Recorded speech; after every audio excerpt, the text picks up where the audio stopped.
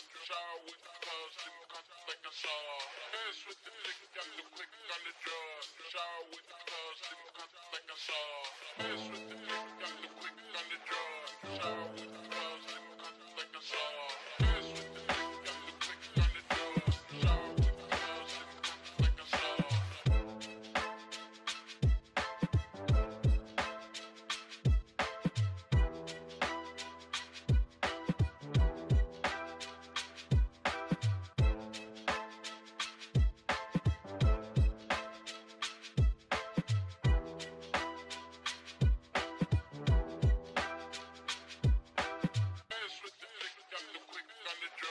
Shower with the clouds, sitting comfy like I saw.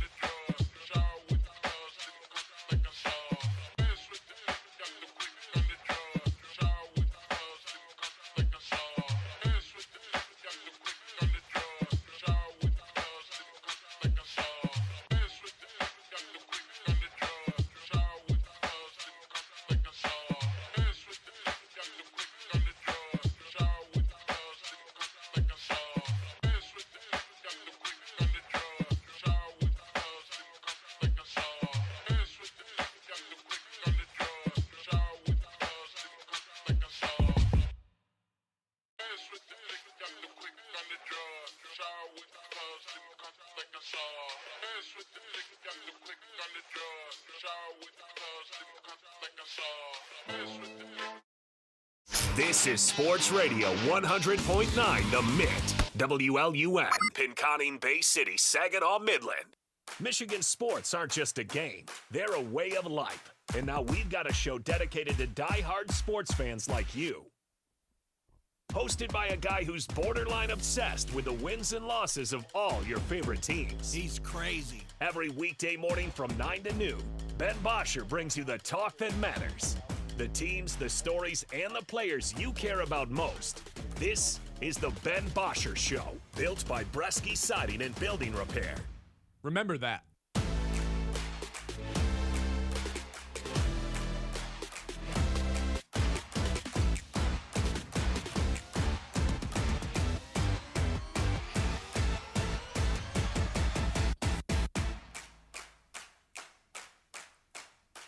Hello, and welcome into the show, everybody. Boy, do we have a lot to talk about today. A wild weekend. Yes. For the Detroit sports that you love, that we need to talk about here for the next 3 hours. Ben Bosscher, Kyle Sandel with you as always. Here's the schedule for today. That's a new one. Here's the schedule for today. Tigers are sweating. Pistons are sweating. Wait a minute. Both teams can't be sweating. Tigers are swinging, Pistons are sweating, and the Lions are solving. We had the draft. We had Game 3 of the NBA first round with the Pistons and the Magic. And we've got the Tigers who have suddenly become an offensive juggernaut, powerhouse offensive team. I want to start out just kind of recapping everything for the next 10 minutes, and then throughout the course of the show, we will dive a little bit deeper into each and every one of those topics, starting with the Lions. But just to kind of, look at everything for a moment, first and foremost, NFL draft.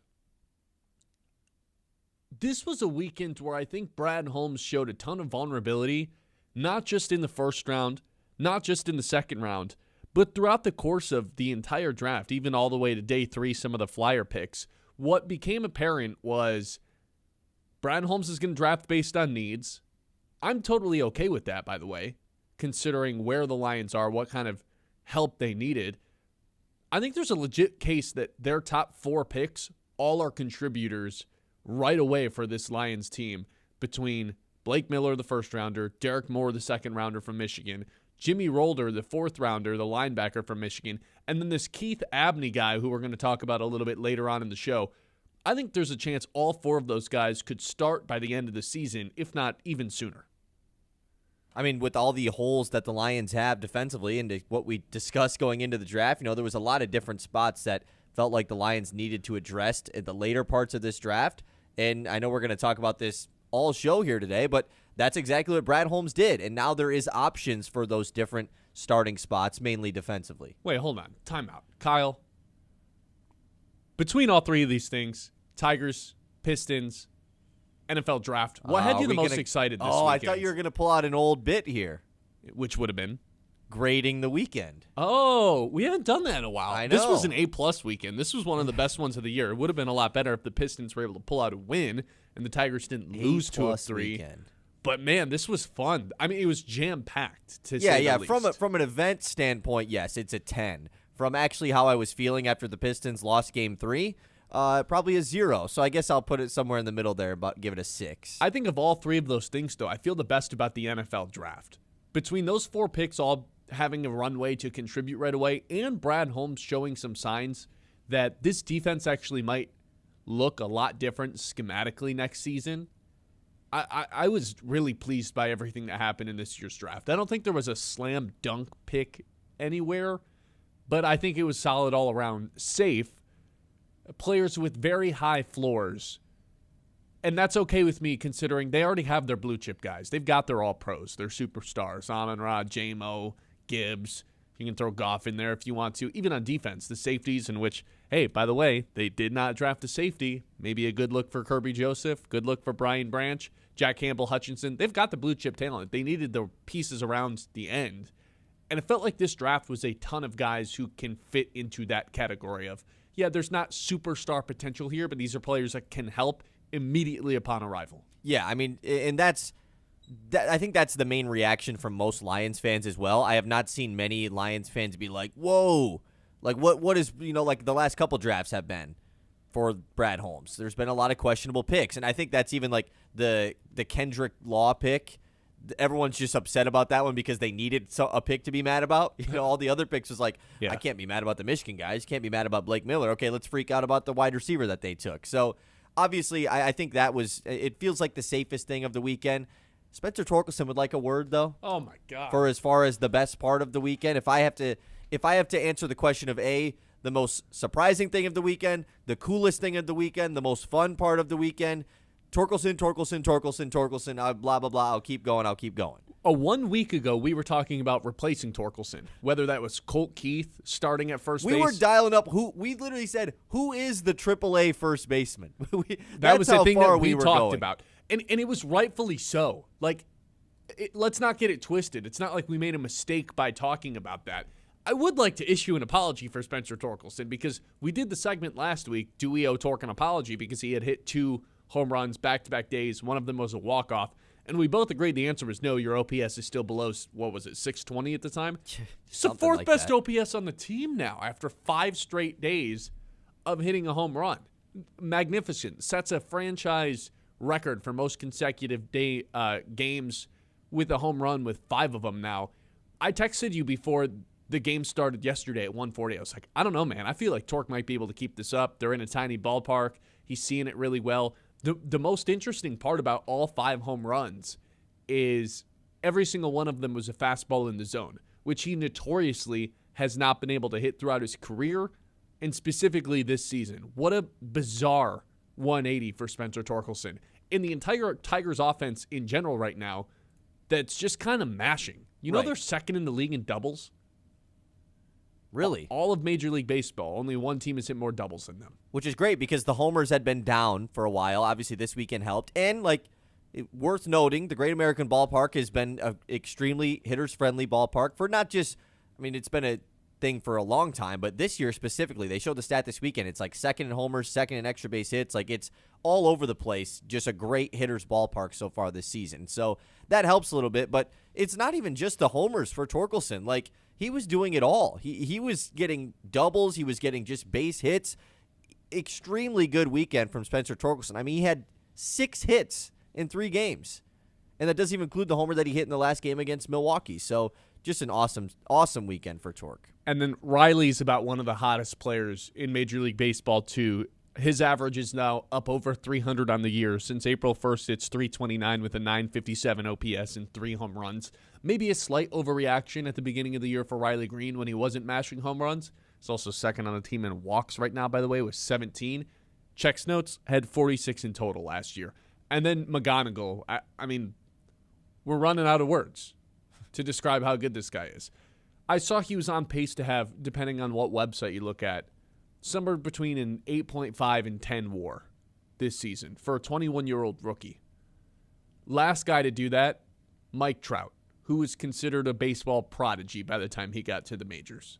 That's the kind of stuff that we're now comparing Kevin McGonigal to. Also has been on base 24 consecutive starts. Last Tiger to do that was Al Kaline in the 50s. He's been on base all but 2 games that he's played this year, one of which was a game in which he just pinch hit late, only had 1 plate appearance. But you'd have to go back to the first week and a half of the season to find a game that he started and did not get on base. I'm at a loss for words as to how good this guy's been. He's hitting .330 on the year. It's ridiculous. And I thought he's had a really good glove this series. Just this season as well, but this series, I thought he had a really good glove. And yet we talk all these positive things, and the Tigers had to avoid a sweep yesterday. It was a really odd weekend for them. I do want to go over a topic later on, discussing whether or not the Tigers are better or worse than their 15-14 record. Because at this point, 30 games, that's not a small sample size. At this point, it's almost May. You'd have to have a 57% win percentage to have 90 wins this year, which I think was most Tigers fans' goal this regular season, to win the division and have 90 wins. That's going to be an uphill battle the rest of the way.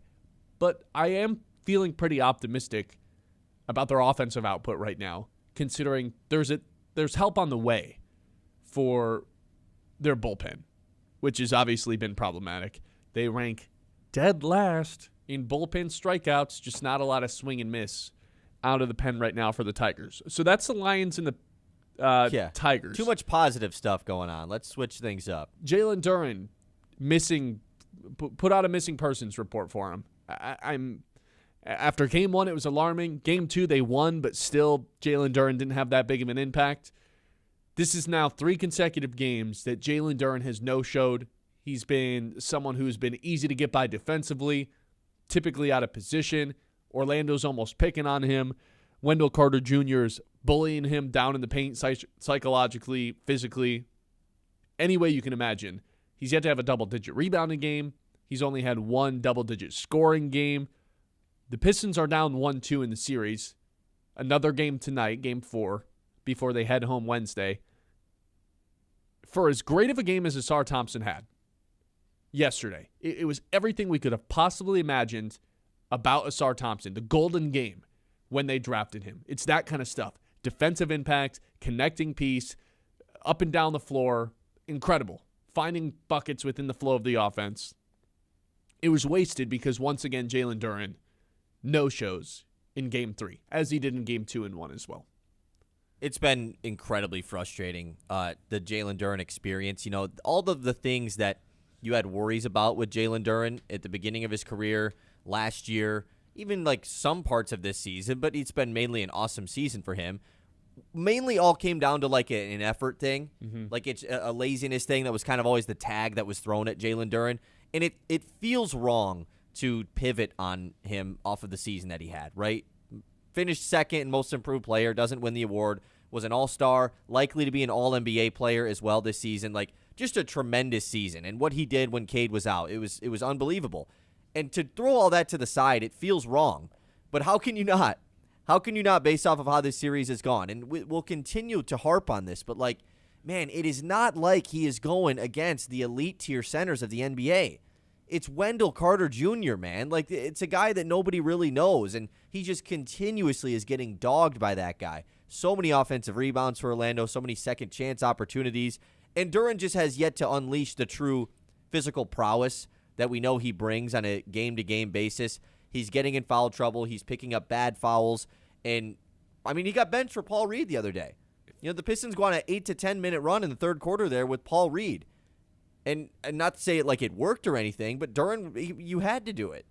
He feels very aloof to what is happening right now. Just, it's not that he's not dialed in. I just think he's thinking so hard while he's out there on both ends that it's resulting in him not being able to just be the physical prowess that you talked about. He's thinking too hard. He's aloof to where he's supposed to be defensively. I mean, he's a 22-year-old that is like in the first major pressure series of his career. I know last year they've had the Knicks, but like there was no pressure for the Pistons. And you also weren't relying on Jalen Duren the way that you are now after this season. See, the thing is, on one hand, you're right. He's 22 years old and for the first time being relied upon in a big-time way to be an offensive hub. On the other hand, as you alluded to, I'd say 75 to 80% of Jalen Duren's career, 90% of it before this season, we did label Jalen Duren as someone who was low-effort player, lazy defender. Didn't seem like he cared that much. And then in contract year, he turned it up. Now I'm starting to question who Jalen Duren is, which is obviously not what you want to be doing about your second-best player on a team. In Game 4 of the first round of the playoffs, the season's not even over. As a one seed. Not a good situation to be in. Game 4 is tonight. That's all the things we have to go over in today's show. Let's dive into all of them a little bit more detailed throughout the next 3 hours. Tigers are swinging. Pistons are sweating. Lions are solving. The 3 S's. This is the Ben Bosscher Show. We're live here on 100.9 The Mitt. 9 o'clock hour, as always, is brought to you by Iron Stack Technology. They help businesses solve real tech problems securely, efficiently, and without the headache. When your IT is working the way it should, everything else gets easier. That's Iron Stack Technology, solution-driven, mission-focused. You can find them online at ironstacktechnology.com. The Ben Bosscher Show, built by Bresky Siding and Building.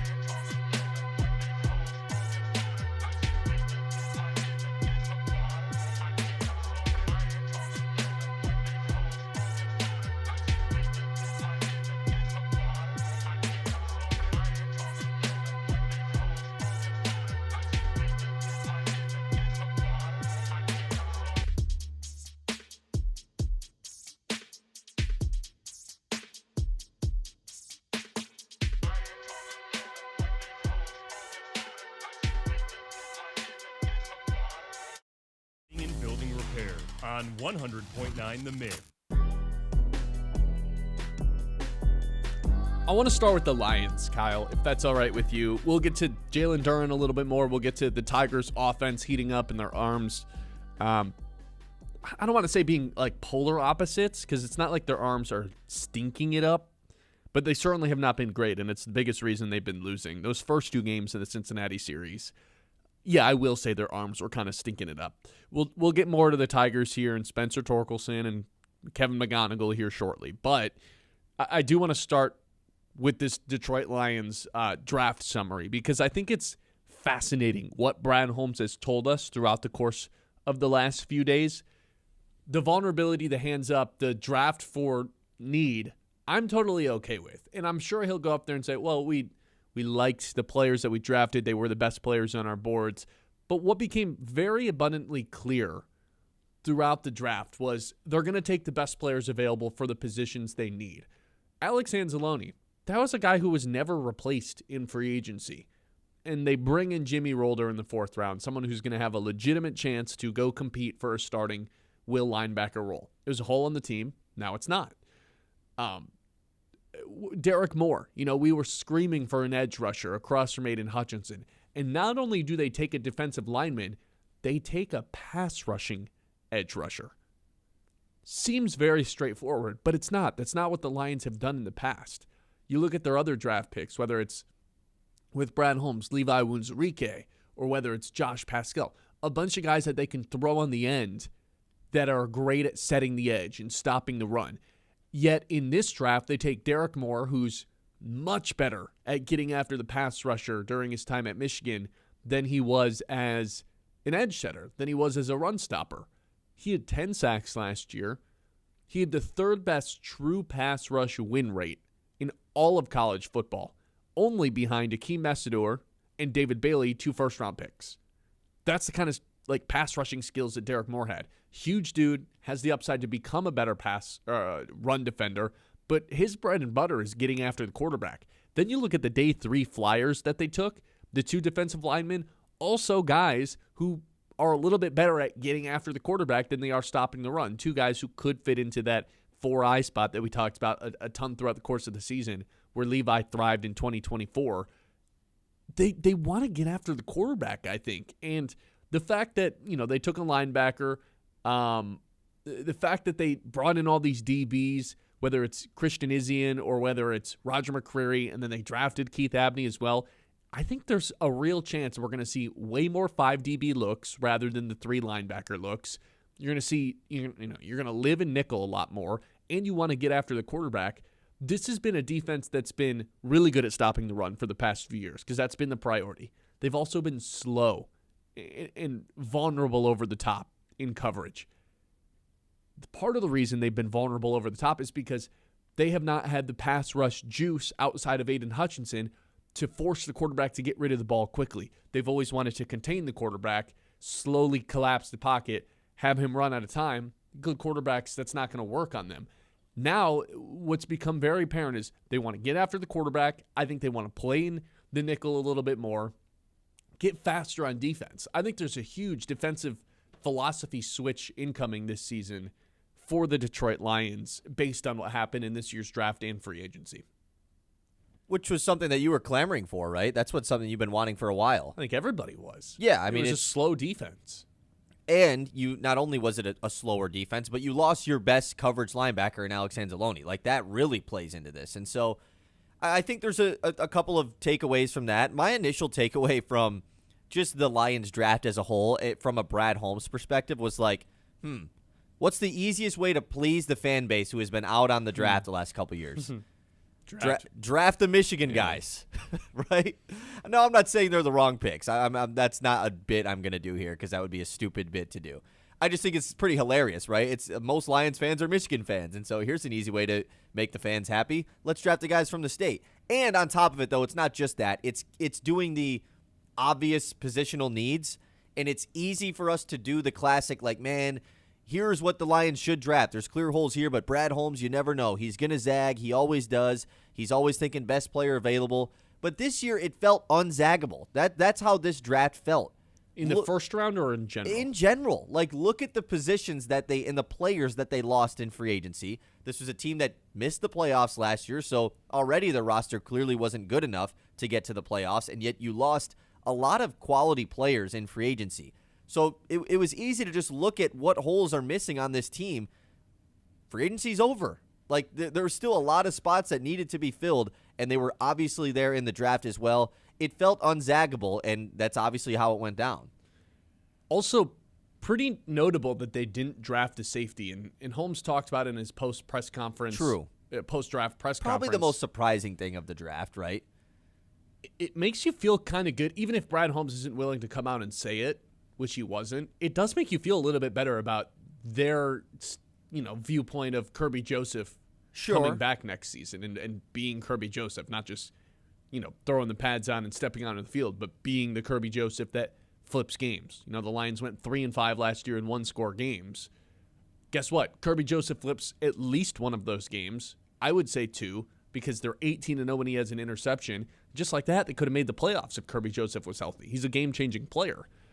The fact that they didn't draft a safety, you read between the lines. It does, even without directly saying it, it makes you feel a little bit better about Kirby Joseph's recovery.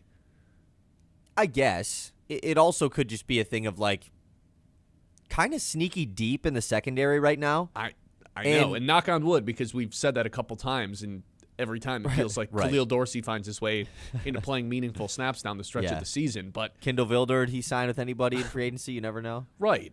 But, like, you're right, though. Guys like Avonte Maddox, like, maybe they feel good about him, bringing him back and throwing him in different positions because that's what they did last year. And so maybe they feel a certain way about Ennis Rakestraw getting more run at the nickel this year. Like, the situations, like, it could be a Kirby Joseph thing, and it probably is. You're probably right. Because it starts and ends with Kirby Joseph when you think of the safety room. No doubt about it. Especially with Branch being injured. But it could be that they feel good about the current depth that they have at that spot as well. I think that's fascinating, this Keith Abney fourth-round pick, who is a top 60, top 70 guy on a lot of big boards. And I know Brad Holmes doesn't look at the consensus big board, but if you're able to land a player like that in the fourth round, who, again, there's an avenue for them to go compete right away for that nickel spot. He played nickel his sophomore year at Arizona State and then moved to the outside where he was named an all-pro guy, but Holmes described him as super twitchy, fast reaction times. That screams nickel. I think he's, there's, like everybody else, a chance for him to go compete right away for a starting job. The fact that you walked away from the draft with 4 players who could potentially, at the very least, be in a competition in camp for a starting job, that to me is a win in itself. Yeah, I think it is too. Did you see the Keith Abney stat about, it's not even a stat, you see what he was a national champion in I saw this in the video in that middle you school. Posted. Ice skating or figure skating? Not on the ice, though. Just in a dirt. Oh, just like rollerblading? Speed skating. He was a 4-time national champion in middle school.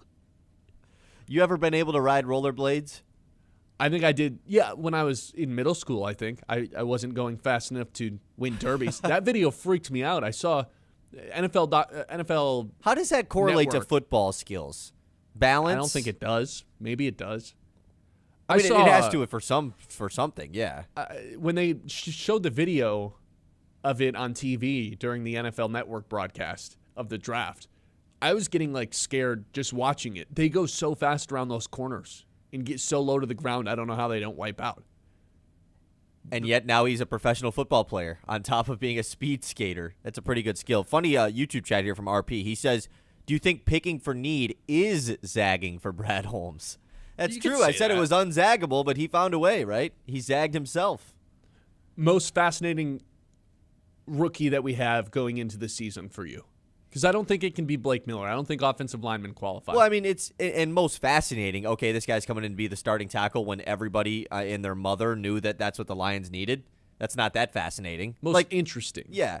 I mean, the fact that you just said this guy was a pro speed skater as a kid, that's pretty fascinating to me. I am interested to see, like, once again, they traded up for Kendrick Law. It's just like a little. It's definitely not the most fascinating, but I'm just like, what's their plan for that guy? That's the one I didn't understand, really. Right, that's what I'm saying. Like, I don't really know. So maybe that would be my answer because I am fascinated at the idea of what's going to happen there. He's like a little speedster wide receiver, but they already have their Greg Dortch to play that role. Right. I would say, like, I'm fascinated to see because I didn't. The Moore pick obviously was one that you had talked about before it happened, but I'm just interested to see how often is he going to see the field? Yeah, is he a 3-down player? Yeah, exactly. Is he there to just rush the passer? He's got a nice bull rush, but there's not a lot of speed to him right now. Right. I think that would be, for me, the most fascinating one because if he is a 3-down edge rusher, then, like, that's obviously a home run. I think by the end of the season, he could become that because he's huge. Like, he's got the giant long arms. He's got the 255-pound frame. He's a big dude. I think he could become a 3-down player, but as of right now, I think he's a little bit more of a pass rusher, and maybe that's where DJ Woonham comes in to be your run-stopping guy on first down. So, it's a win to me if Derek Moore is a 2-down player. He plays second and third downs, and you just bring in somebody else to stuff the run on first down. That's a huge win to me if that's his role this season. I agree. 989-837-6125. This is the Ben Bosscher Show live on the Mitt. How would you grade the Lions NFL draft? Show, as always, is brought to you by Bresky Siding and Building Repair. Protect your home with Bresky Siding and Building Repair, the experts who do the job right the first time. Whether you have a leaky roof, storm damage, siding looking a little tired, Bresky has you covered. Locally owned, trusted, and dedicated to keeping Midland area homes safe and looking sharp. Quality materials, skilled craftsmanship, and service that puts your family first. Don't wait for the next storm. Call Bresky Siding and Building Repair today and keep your home strong for years to come. The Ben Bosscher Show, built by Bresky Siding and Building Repair on 100.9 The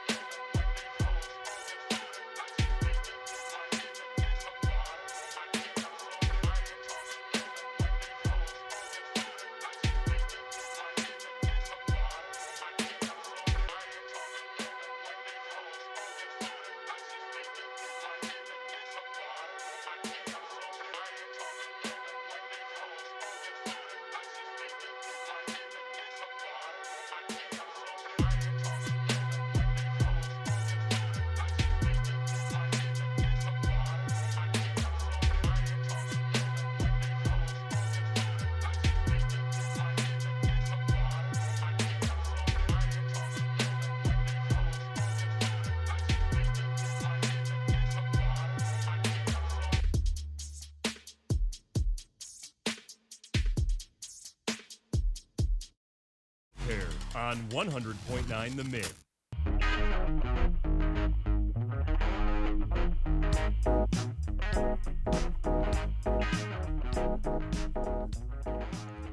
All right, welcome back into the show, everybody. We got more on the Pistons, more on the Tigers all coming up. We'll circle back to the Lions conversation as well. We've got our message line, 989-837-6125. Kyle, take it away with the news.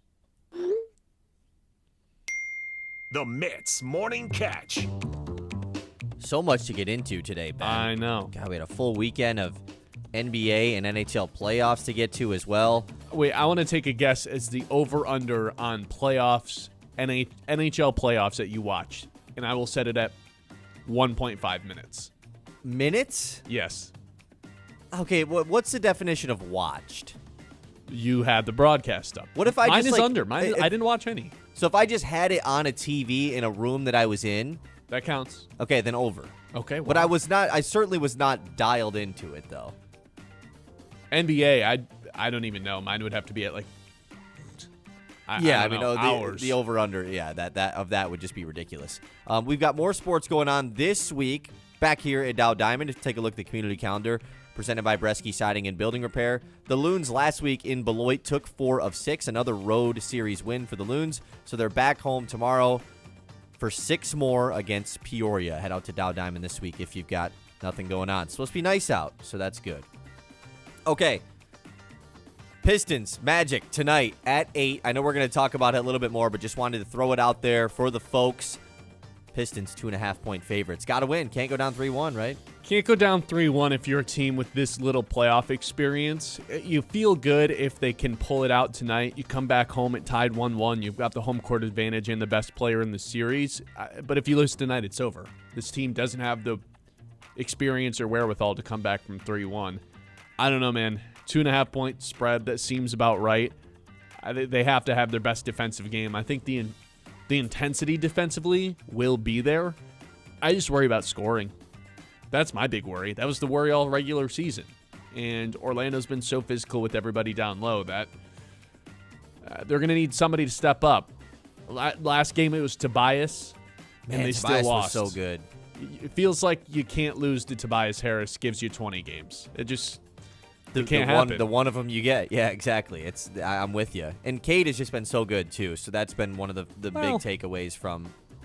He's been so good. You think he's not been so good? No, I think he's been so good, but the turnover issue is like re-emerging.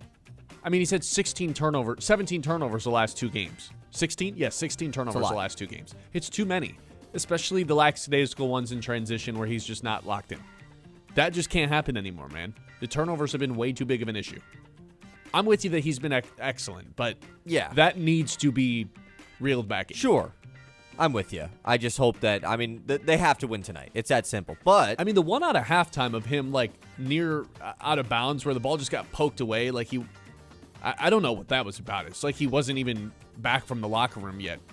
It's like he doesn't realize Jalen Suggs or Franz Wagner, these like elite long defenders, are guarding him. Yeah. And like, come on, man. Like there's a lot of turnovers that are just like, what are we doing? Like, come on. That game's tonight at 8:00.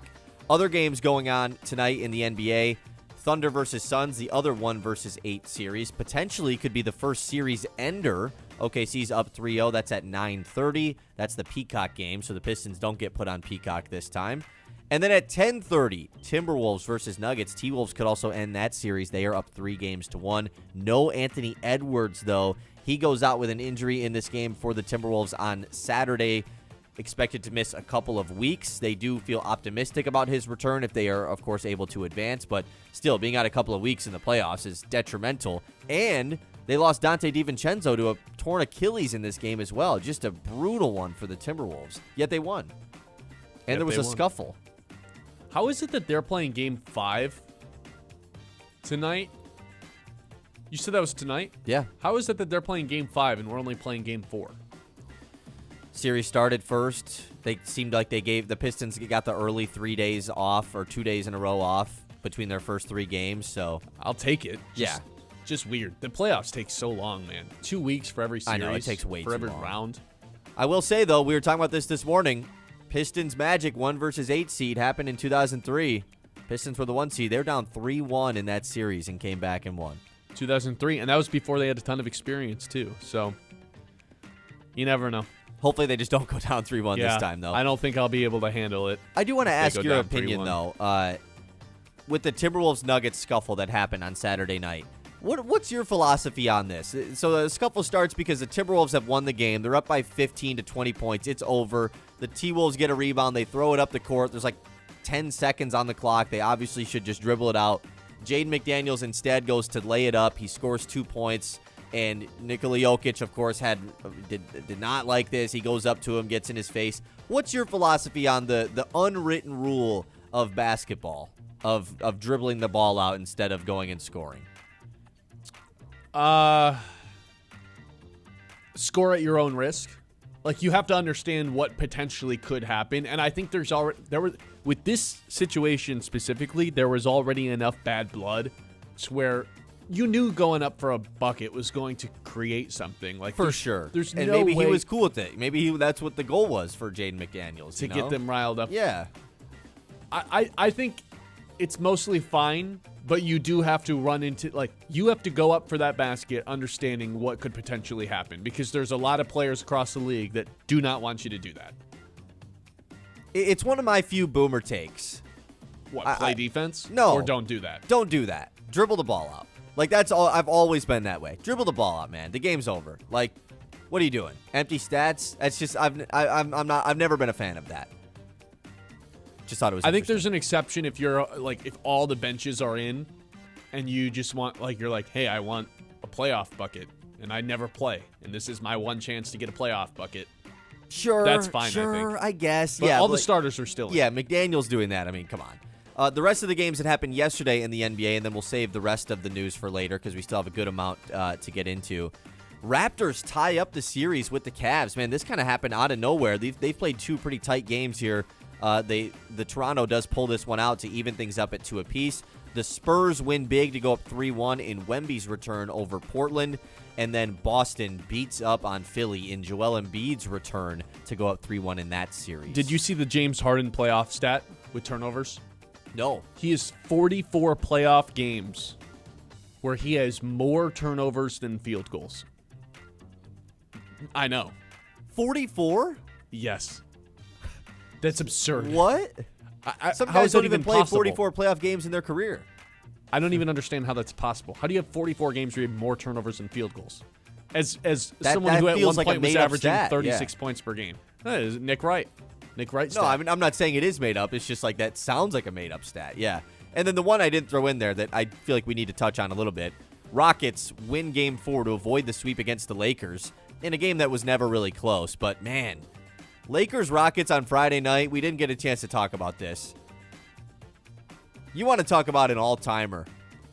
An all-time choke from Houston and an all-time comeback from the Lakers. That was one of the more fun. And an all-time Twitter day the next day. That was one of the more fun, like, neutral games I've watched in quite some time. Like, it was pretty phenomenal. Obviously, I'm rooting for the Lakers because of LeBron, so maybe it's not really neutral, but it was so awesome. He threw a lob to his son. In a play, he self-created a teammate to throw a lob to. This guy got drafted, had a baby, Self-created. raised the baby, fed the baby. His team drafted the baby, and then he threw a lob to the baby. All I know is This is insane. Bronny scored 5, and the Lakers won by 4 in that game. Trying to tell me LeBron ain't the best to ever do it. Come on. All right, we'll do the His rest later. offspring is helping him win a title. All right, let's dive back into the Detroit Pistons when we come back because they've got a must-win game tonight. Jalen Duren's nowhere to be found. What does that mean for the Pistons? 989-837-6125 season.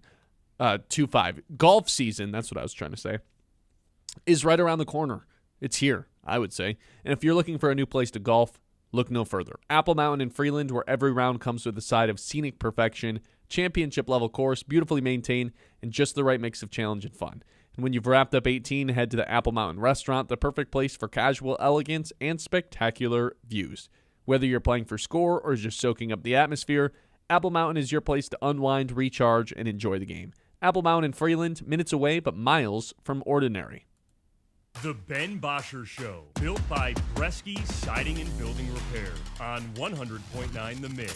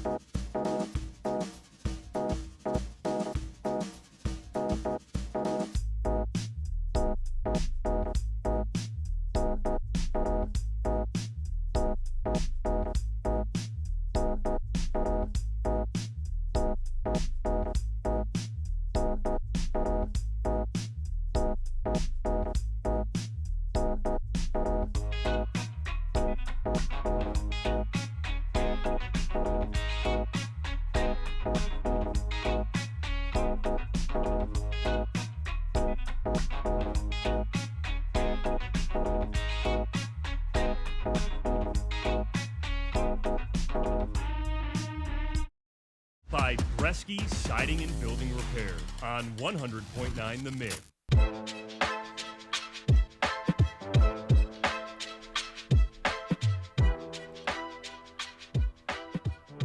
You know, with the NFL draft, with the Tigers having a really weird weekend, bats were hot, arms were not. Look where we are. Game 4 of the NBA first round for the Pistons is tonight, and they need desperately Jalen Duren to show up. You know he's shooting 41% from the field right now and 61% from the line? He's been dominated on both ends.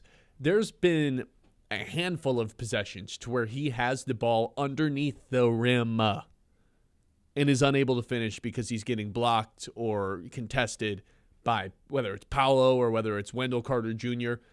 It feels like he's just not being aggressive offensively. And then defensively, he's getting blown by because he's getting switched down onto the perimeter. I really thought the defensive stuff with Jalen Duren was cleaned up this season. He was a much better defender than he was the previous 3 years of his career, where he was mostly considered an aloof, lazy defender.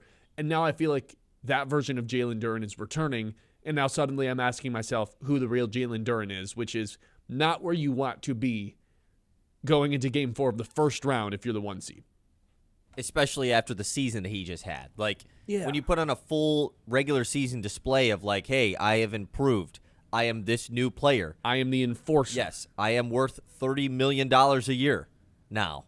And we were just kind of like, yeah, I mean, they just kind of are forced to pay him, right? They have to based off the season he had. He's going to be an all-NBA guy. And now there's going to be just a weird discussion that happens this offseason, especially if things continue. Now there's a chance for him to turn things around. But, yeah, I thought that This is pretty scarring, though, even if it he is. does turn it around. I think the Pistons have just had a really tough time defending the pick and roll all series long. It feels like Duren doesn't know whether he wants to drop because a lot of the times if he is in drop coverage, he's just allowing a guy to get right to the rim. And if not, if he steps up, it's just an easy offensive rebound. This has happened time and time again in this series, whether it's an offensive board or just an easy drive for whoever is the guy with the basketball in the pick and roll. They've had a really difficult time defending that this whole series. And so it also doesn't help that Jalen Duren is just being bullied by these other bigs of Orlando. Like, at the end of the day, if that wasn't happening, they would have a much easier time figuring out and nailing a way to defend that.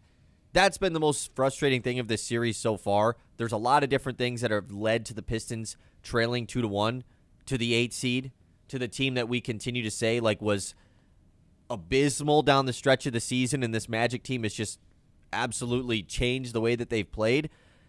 But, man, it has been very, very tough watching Jalen Duren. I mean, I was with you for this game, and Ben was having some major Jalen Duren Can we thoughts. trade Jalen Duren this offseason? He was really going through it. I think my exact words were, it'd be an insane overreaction to say we should trade Jalen Duren this offseason, but I think we might need to trade Jalen Duren this offseason, and I think I've since, backtracked from that a little bit and talked myself because it is silly. back into reality. And it's just unrealistic. I mean, you could believe it all you want. It's not going to happen. There are serious questions, though, about whether or not Jalen Duren and Asar Thompson can coexist. That's not going anywhere for me, no matter how the rest of this series goes, even if Jalen Duren wakes up. Two guys that can't shoot, even though Asar Thompson attempted a 3 from the corner. Looks pretty good. It didn't go in. Didn't go in, but looks good. Yeah, and you know what Orlando's thinking? I don't Keep care how good it looks. shooting. We're going to let you shoot 10 of them if you want. Like, yeah, I mean, we had this discussion after Game 1 of the playoffs, and I said it doesn't even matter. The Pistons could come out and win Game 2. That question is still always going to exist. Yeah. Like, no matter what the question, as long as they don't win the championship, the big question of can a team with Asar Thompson and Jalen Duren coexist together, win at the highest level? And I'll tell you what, man, the way that Asar was playing, like, Asar was the only guy that showed up for Game 3. Whoa. We're going to disrespect Uncle T like that? And you're right, Tobias Harris. But of the young core, Sure. because I don't, as much as we love everything Uncle T has given to the Detroit Pistons the last 2 years, I don't think he's going to be on the team this They time call him next year. Unc for a reason. I just don't think he's going to be here next year. They've outgrown him. Asar, the day that they drafted him, I said, this is Scottie Pippen. This is a all-world defender, a connector, and obviously Scottie Pippen's a first ballot Hall of Famer, so like kind Pretty of awesome obscure. player, yeah. But like a more realistic comparison was Andre Iguodala, just like a great connecting piece, Maybe he was an all-star one time, but think like once, yeah. Always just a great defender, scores within the flow of the offense, just a really high IQ basketball player. Everything And a winner. A winner. Yeah, that's a good way to put it. And has hyper athleticism back in his prime too. And Ausar, it was that on steroids. Yesterday was kind of the dream game that you like, the best case scenario Ausar Thompson game, or 2 days ago, I guess it was now. That was it in game 3. It was the passing was on display, the high IQ, the transition, the finishing at the rim, the facilitating, and then even the scoring was coming in abundance too. That was everything you wanted in Ausar Thompson. And yet they still found a way to lose the game because Jalen Duren didn't show up. And because Cade turned the ball over just way too much. But Cade got him back in that. Like, that's not the reason why they lost. I mean, that honestly was the part that sucked the most about that game. So they got back into it. Is you get back into it. They took the lead. They were up 105-104, and then Orlando just goes on a 9-0 run to finish the game. And they had come all the way back, and it was like, man, they're actually going to find a way to pull out this game that they've played so terrible in. And it was with Duren in the game, too. And he had some moments in that fourth quarter. I was like, okay, here he is. Well, also, what actually lost him the game wasn't those last 4 minutes. It was the first couple minutes when Cade Cunningham wasn't on the floor and Orlando immediately goes on a run. Because now any minutes without Cade Cunningham is just horrifying. Because Danis has just not been the same guy in the playoffs, which I don't want to say was predictable, but was something that, throughout the regular season was a question mark of whether or not this guy's going to be able to get buckets the way he does in the playoffs. And the answer so far has been no to that. Yeah, to your point about what you said earlier, Chris in the YouTube chat says, no question Duren has been bad, but part of the problem is his team has no shooters, so they can't space the floor to give him room to work in the paint. Mm-hmm. I think that's part of the reason Ron Holland hasn't played too, who's now just become trade candidate number 1 for this offseason. I love Ron Holland, and as a prospect, I love him. If he's going to get DNPs in the most important time of the year, not a prospect anymore. Why have him? Yeah. I'm with you there. It there. sucks. I love Ron Holland, but it's just... Especially the way Ausar is playing. Yeah. It feels... Those two players feel a little bit too redundant of each other to be able to coexist. We talk about Duren and Ausar not being able to coexist. All three of them feels very unlikely. And if they do go on to trade Ausar, I'd wish him Ron, I'd wish him the best of luck. I think it's an exciting player, but Ausar is just, the stuff that guy's doing defensively is basically mind-blowing on every possession. I'm not opposed to basically letting him play 48 minutes tonight. I don't know if they can afford him being on the bench. And he doesn't ever seem like a guy who's gassed. It's not like he's carrying the offense. Which is shocking. I know. Him and his brother built in a lab. Puts in the most effort on defense of anybody. I know. He's just flying around. I am not opposed at all to seeing if we can push the limits on how much Ausar Thompson can play tonight. For Game 4, in a total must-win game for the Detroit Pistons, can't afford to go down 3-1 for a team this inexperienced in a playoff series. 989-837-6125. Detroit Tigers, the bats are hot, the arms are not. That's when we come back. This is the Ben Bosscher Show. The Ben Bosscher Show, built by Bresky Siding and Building Repair on 100.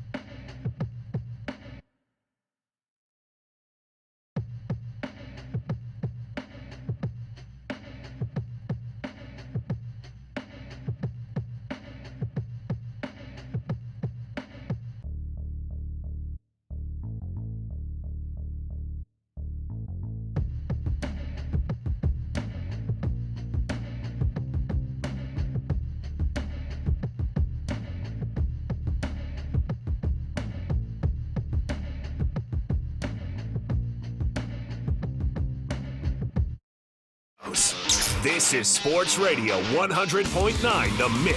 WLUN, Pinconning Bay City, Saginaw, Midland.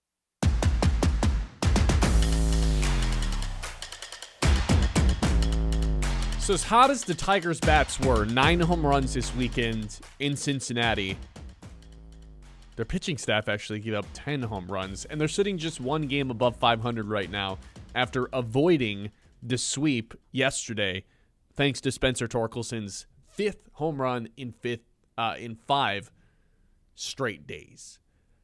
I guess we should probably start there, right? A guy that we were writing off as someone that's replaceable, someone that probably shouldn't be an everyday player in the lineup because of how poor his first 23 games had been.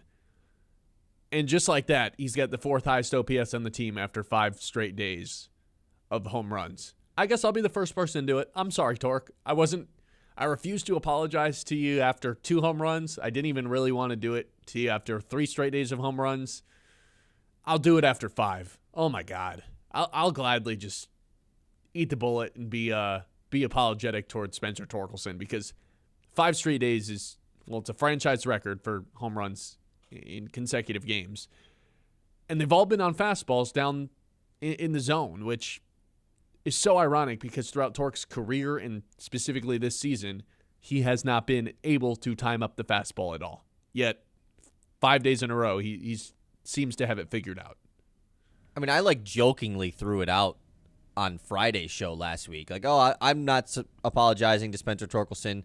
Yeah, you've hit 2 home runs. You should have had 2 home runs by now anyways. Cool. If you hit a third one, if you hit another one on Friday, cool. Let's do it. I'll apologize. What about 5? Yeah, what about if I did it the next 2 days following that? And then also just had a really good series on top of it. Of course, anytime you hit 3 home runs in a series, yeah, it's a pretty damn good series. But he also had 2 extra base hits yesterday is on top of the homers as well. Mm-hmm. He's just been really good. It's that simple. Something has clicked, and it's yet another reminder to you and I and to all baseball fans out there that the baseball season is a dips and valleys type of season. Mm-hmm. And Spencer Torkelson was in the deepest valley there was. What do they call that? The Grand Canyon? The canyon, yeah. he was in the canyon. He somehow he was in found that. a jetpack and flew his way now out. He's of on there. Mount Everest. Yeah. It's that simple. It's just it can change that quick, and it's a simple change of, like you said, the guy couldn't hit fastballs down the middle, and now he can.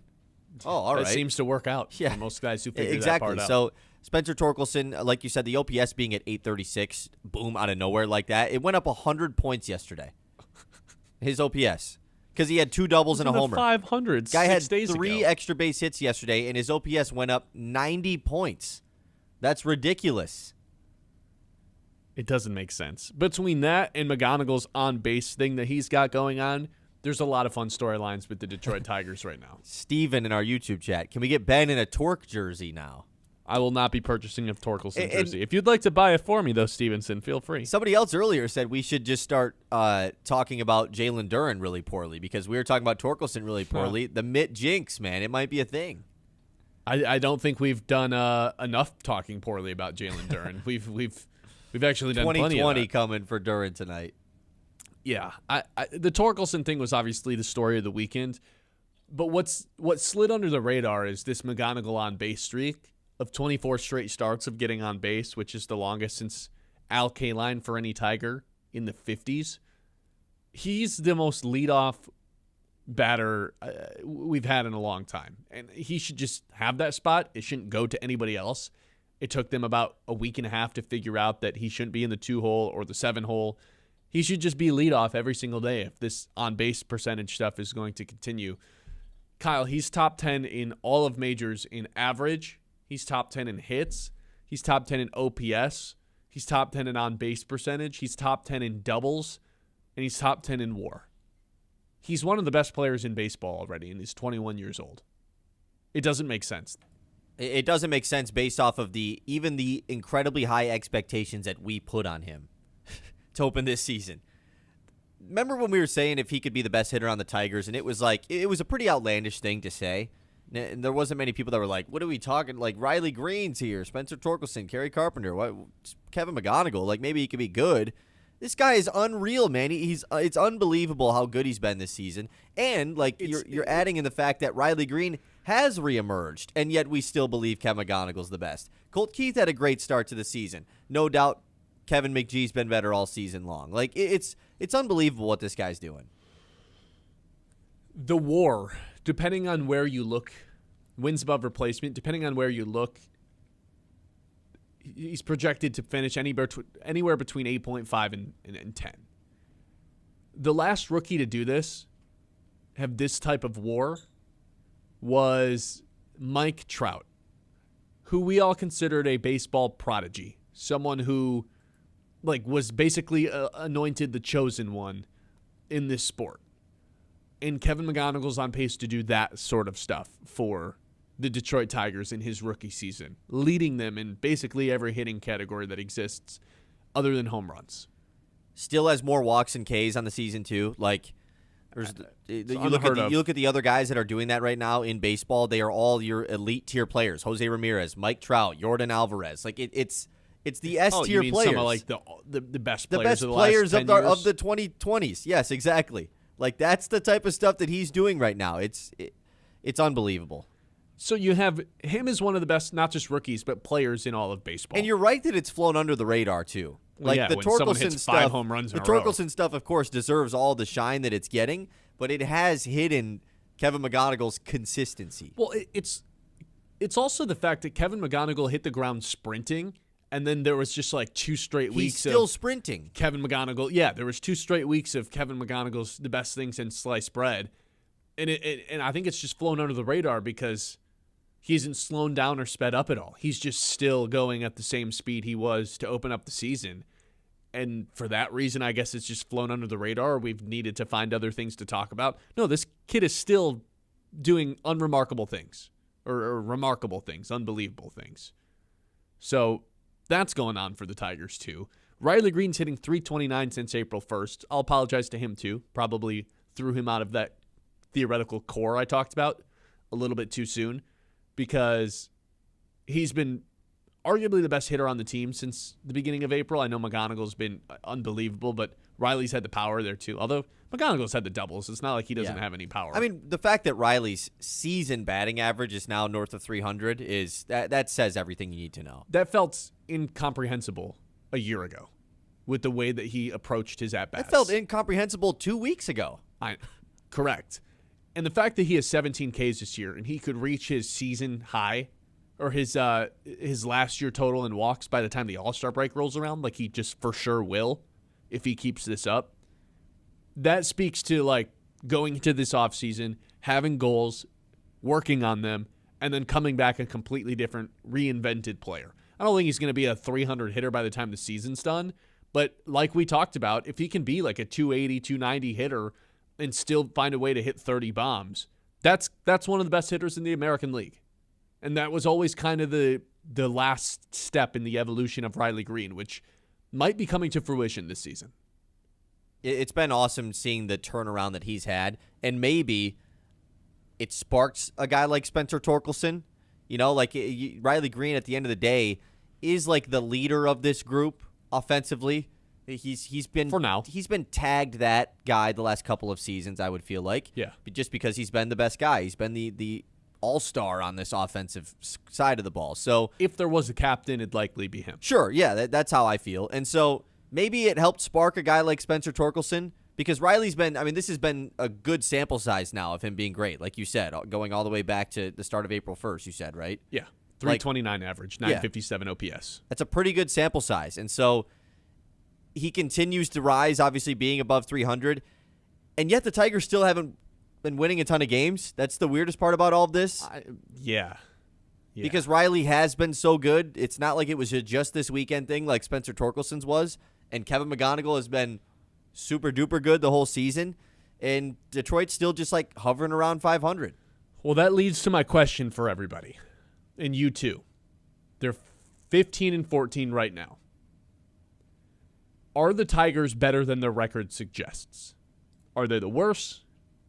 Or are they the same? Are they a 500 team? That's my question for everybody. 989-837-3393. 6125. I'll give you my answer when we come back. This is the Ben Bosscher Show. We are live here on 100.9 The Mid. Ace Hardware and Sports, located downtown Midland, proudly family operated, is your go-to spot as we, gear up for spring. Stop in on East Main Street in the heart of downtown Midland. That's Ace Hardware, helping you get ready for the season ahead while supporting your community. The Ben Bosscher Show, built by Bresky Siding and Building Repair on 100.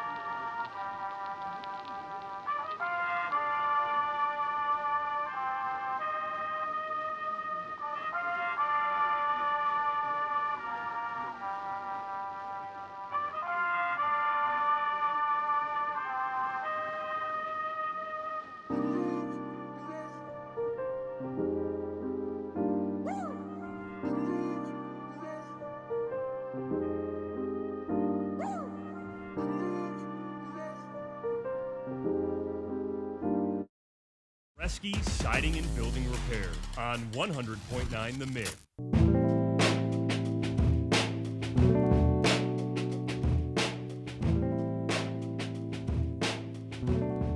Are the Tigers better or worse than their record suggests? I've got a fun stat for you that'll make you say they're better than their record suggests, if you'd like that, if you want to be a glass half full person here on this fabulous Monday morning. The stat I have for you is they rank top 4 in the American League in OPS at 750 and ERA at 395. They are the only team in the American League to rank top 4 in both categories.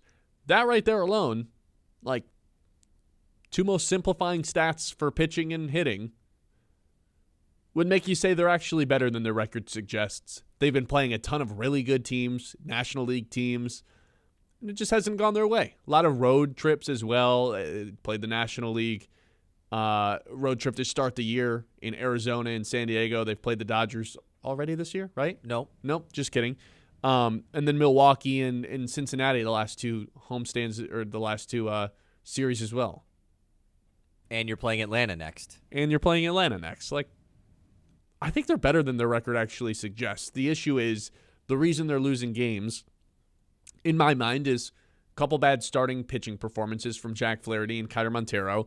But the bigger problem is the bullpens just can't get swing and miss. As much as the Kenley Jansen story has been fun, everybody out of the pen struggles to generate strikeouts and whiffs. They rank dead last in strikeouts right now. Their bullpen does. The reason I feel optimistic about that, though, is there's help on the way. It's the easiest thing to fix at the deadline, trade for a relief pitcher. And also Troy Melton exists and is going to be back with the Tigers team eventually, who struggled to get swing and miss last year, but is at least a reliable long-form reliever that you can count on more so than anybody else in the bullpen right now. So I think they're better than the record suggests. I think so, too. I mean, like you said, those stats that you say are pretty important. I mean, team OPS and team ERA, pretty simple right there. If you're good at those two things, I'm sure there's probably a long history of World Series champions. You got to be top 3 in your league in these things. You know, I would assume that's probably the case. So, yes, that I think they're better than their record shows, but also they've blown a lot of games, you know, and maybe that is strictly just a bullpen thing. Maybe it's the offense gets hot early in a game and then kind of fizzles out for the rest of the game. Certainly that was not the case this weekend. You have games like Friday that I don't even want to count. I wish that you could just make a separate, like, yeah, their record is actually 15-13 -1. With an asterisk on one loss because there was, again, 3 rain delays. There should be another column for just dumb games that you lose. And maybe you should get dumb games that you win, too. But, like, that was the weirdest game ever. The fact that they had a 2-hour rain delay, whatever it was. Cincinnati immediately comes back. Tigers blow it. Oh, wait, never mind. The Tigers come back. They retake the lead. Oh, wait, they blew it a second time. Weirdest loss of the year. I'm not chalking that one up. They've had a couple games like that this year. That's the most bizarre part about it. And then you have the games where, Jack Flaherty gets killed in the first 2 innings, and our long relievers is clearly the one for sure red flag of this team. You're just losing that game. I mean, you knew in the 3rd inning of that game on Saturday it was over. Like, okay, yeah, they're just not winning this game. It's pretty obvious. They need Troy Melton really bad. Like, really, really bad to come back. And he can't come back until the middle of May. Yeah. I mean, they do need him to come back, yes. I think the quicker option is Justin Verlander returns and Kiter Montero fills into the long reliever spot. Which, either way, they're both good. They're both better than current pitchers in that spot. Better than Drew Anderson, because, oh my God, or man. Burt Smith, whoever this guy is. Every time Drew Anderson comes into the game, it just feels like the Tigers are going to lose. But it's weird because we thought this was going to be an elite starting rotation. I think it still has kind of been. Right, with an average offensive team. Well, the offense for 3 weeks now has been very good. And if Torkelson's going to keep playing like this, and if Riley Green's going to continue to, take that next step, and McGonigal's going to continue to be him, and Dingler and Carpenter and Keith are going to keep doing their thing, this is kind of a deep team offensively. If they can have everyone clicking at the same time, you start to wonder, like, what's holding this team back? And it really is just, hey, bullpen, which, again, is probably the easiest thing to be able to fix year in and year out at the deadline. There's always guys that get moved. Yeah, and also you do have some opportunity to get yourself back to maybe where the record does implement what this team actually is. Of course, we said you have this Atlanta series, but then you're back-to-back home series against American League teams in Texas and Boston. And Boston, we all know what's going on over there right now. It's been bad. Kansas City's the worst team in the division. You face them, then you face the Mets, who are a mess. Like, you do have a good amount of series coming up here where you can show that you are better than your record by winning those series. But there's just been a good amount of these games where it's like, man, they're losing close ones. The blown games are the most frustrating thing that there is. The Kenley Jansen experience, like you said, while fun, has been definitely more concerning than not. He's not one of the most elite pitchers in baseball anymore. He's just, I mean, was he ever, though? He had the one cool save, and we just kind of nodded him as like one of the best closers in baseball. I don't know. Oh, this season? No, I don't think he has been. I just don't think he's I don't really trust him. Not saying that you can't send him out there, because obviously you have to send him out there, but I don't feel like, oh, this game is locked up when Kenley Jansen goes out there. That's for sure. Yeah. Yeah, I think the not being able to get any sort of swing and miss from anybody in the bullpen, even like a guy like Will Vest or Kenley Jansen. It's like their whole thing, man. You're just supposed to be able to strike guys out. And they can't do it. They're dead last by a significant margin. So maybe that would say like they are a 500 team, because at the end of the day, like, guess what held the 2012 and 13 Tigers from going and winning World Series? Was their bullpen. Like, you have to have a strong back end of the bullpen to be a World Series contender. But, I look at the offense, I look at the starting rotation, you feel really good about it. And if they can figure out something in the bullpen, that's how I view them as a World Series team. But it's hard to take any team seriously as a World Series team if there's continuously blown leads. And the Tigers have been no exception to that. They've blown 3 different leads this year of 5 runs. And they won one of those games. Is one of those weird rain delay games. But 3 different times they've blown a 5-run lead already at this point this year. That's concerning, to say the least. And I think the most positive thing that you could say is, if you just look at the grand scheme of the MLB this season, based off of the question you asking, are they better than their record shows? You know how many teams in the American League right now are more than 2 games above 500? How many? 2. 2 teams. Yankees and the Tampa Bay Rays are the lone teams that are above 2 games. I mean, the Tigers and Guardians are 1 game up. The Athletics are 2 games up, and that's it. Everybody is like 500.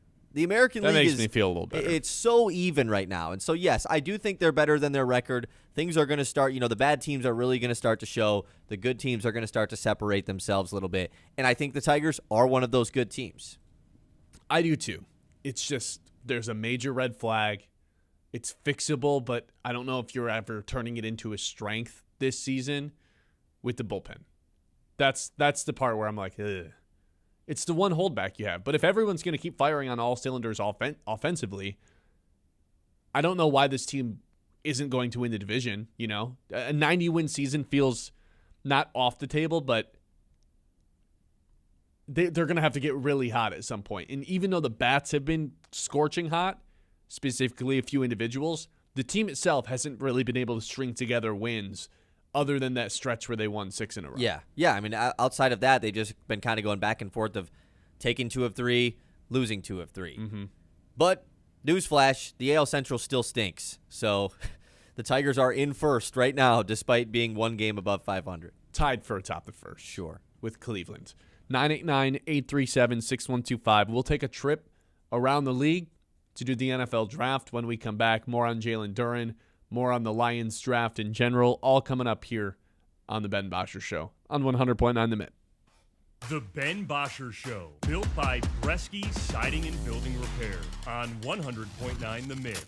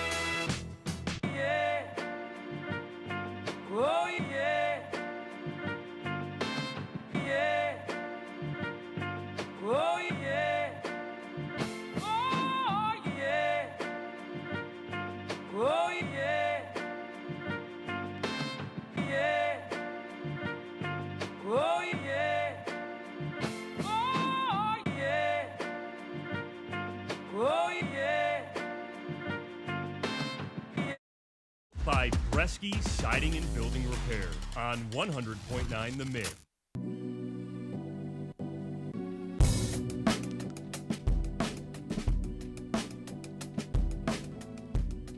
Welcome back into the show. It's time to work some football in and go around the league. It's time to zoom out and go around the league.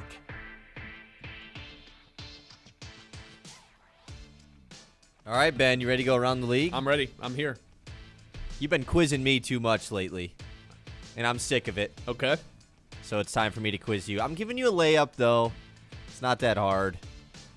We have a new NFL power ranking based off of what the additions were made in the NFL draft.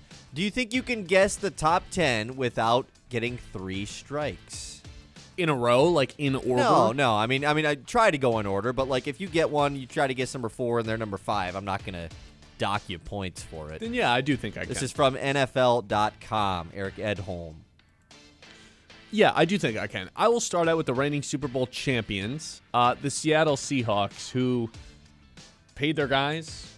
I think they drafted a running back here, right, in the first round. Is that right? No, I don't think so. I don't think they did, right? No. Wait, yeah, they did. Yeah, Yeah. Jadarian Prince. That was their first round pick. So they go right away to try to replace K9. They're probably still one, right? Yes, they are number 1. I feel like most Super Bowl champions are always just going to go into this being number 1. Unless they lose some major pieces in free agency. Which but they that did. wasn't They did lose K9, Super Bowl MVP, Sure, yeah, you're right. but first round RB. So shout out to Zach Charbonnet, just never going to be the workhorse there. Number 2, I'll go with the Rams, even though they didn't take a player of that's going to help them out right away. In the first round of the draft, I still think heading into the year, assuming Puka Nacua can keep his head straight, which maybe is a Tough dangerous assumption, I still think they're going to be number 2 with the addition of Trent McDuffie. Yeah, I mean, that's their big draft addition, using that pick to get Trent McDuffie. They're for sure number 2. Yep. I think there's a case for them to be number 1, but feels disrespectful to Seattle if you don't put them at 1. So, yes, there's your top 2. I think those were pretty obvious. This is where things get a little interesting. Well, the other team that made the Super Bowl, the New England Patriots, have had some distractions as of late. Like what? Like their head the coach. Stephon Diggs thing? Yeah, like the Stephon Diggs thing. Cardi B thing? Yeah. But on paper, I still feel like that's one of the better situations. So I will go with the Patriots being in the top 10 as well. The Patriots are in the top 10, but they're all the way down at number 9. Patriots way towards the bottom here. It's not shocking. Now, this is pre them trading for A.J. Brown. I think the second that they trade for A.J. Brown, they take a bump up in this ranking because A.J. Brown's a really good player. But they didn't even have their head coach there when they picked in round 3 of the draft, or day 3 of the draft. So, feels like the right spot for them. Give me the Bills. Give me the Bills. Yep, Bills are number 4. Makes sense. They used one of their picks to trade for DJ Moore, but outside of that, we knew they were going to be in this top 10 if they had 0 draft picks, so makes sense. You know who I really like going into this year, a healthier version of them, is the Los Angeles Chargers. The LA Chargers, Ben, are number 12. First wrong. Good use of the board. Yep. Yeah, they end up going with Messidor in the first round to get some help in the pass rush. I don't know, man. I like the Chargers heading into the year. Guy still really likes Mike McDaniel. I do still like Mike McDaniel. I'll go with Philly here. Philly probably, they take Lemon in the first round, replace A.J. Brown. They should still be on here. They still have A.J. Brown technically too, right? I mean, that's a pretty good receiver room. Yeah, technically. I'd say they're still on this list considering all of their issues are dysfunctional issues rather than on paper issues. Number 10. Whoo! Just barely sneaking on here. Missing some heavy hitters, Ben. I'll take Denver. Give me Denver. Denver's number 3, yes. RP helping you out in the YouTube chat a little bit. I didn't see that. But thank you anyway. No, we can't prove that. I think he did see it. Yeah, Jalen Waddle, obviously their big addition this offseason. even though there's questions, I don't even think Wait, there's- real quick. Sure. Is Bo Nix going to miss a ton of time? I forget about have that. no I kind of idea. forgot that he had like a major injury in the playoffs. I'm not sure. Yeah, I don't know either. Anyways, As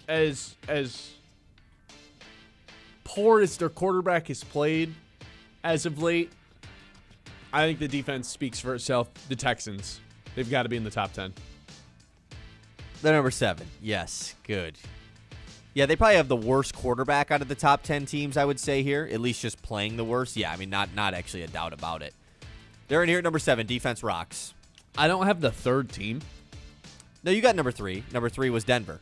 You are missing wow. the lone. You are missing one in the top 5, though.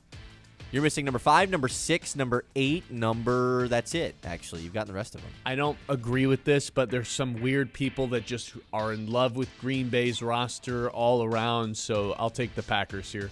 The Green Bay Packers. They're all the way down at Good. number 16. Good. They are way low. Eric Edholm, not high on the Packers. It doesn't help that Tucker Kraft and Micah Parsons might not start the season healthy. Give me the 49ers. Fans are upset that they, can't draft, but they've still got all their guys from last year, then hopefully they're healthier. Give me the Niners. The 49ers are number 6. Oh, wow. Yeah, they're pretty high on this list, which I think is fair, right? They bring back a healthy squad. They were good last year despite being really not injured or being super injured. Makes sense. So you're just missing number 5 and number 8. You've got 2 more, and you can't get one wrong. I really want to go with the Lions. How high are you on the draft? How high am I on them just being healthy? I still think they have one of the 10 That best could be rosters. You know what? If I'm gonna go down, it's gonna go down swinging with the Lions. Give me the Lions. The Detroit Lions are... Got to be number 8. They're number 13. Way down on the list. How about Jacksonville? Jacksonville, they are not on here either. Ravens 14th. with the addition of Trey Hendrickson. The Ravens are all the way up at number 5. Yeah, they're the number 5 team. They got team went owned under in the 500 first last round. year. Lost their center, of course, Yeah, but they drafted an interior lineman. under 500, but sure. Last team? Any more guesses? Tampa? You've only got 5 strikes. Tampa. Yeah, there's your 6th. Carolina? Oh, no, Carolina, for sure. Carolina is guessed over this team. Dad, Dallas. this is like your team, man. The Chiefs? The They're still in the top 10. Chiefs. I just The figured they would be with Chiefs. Mahomes being out to miss the year. The Chiefs are number 8.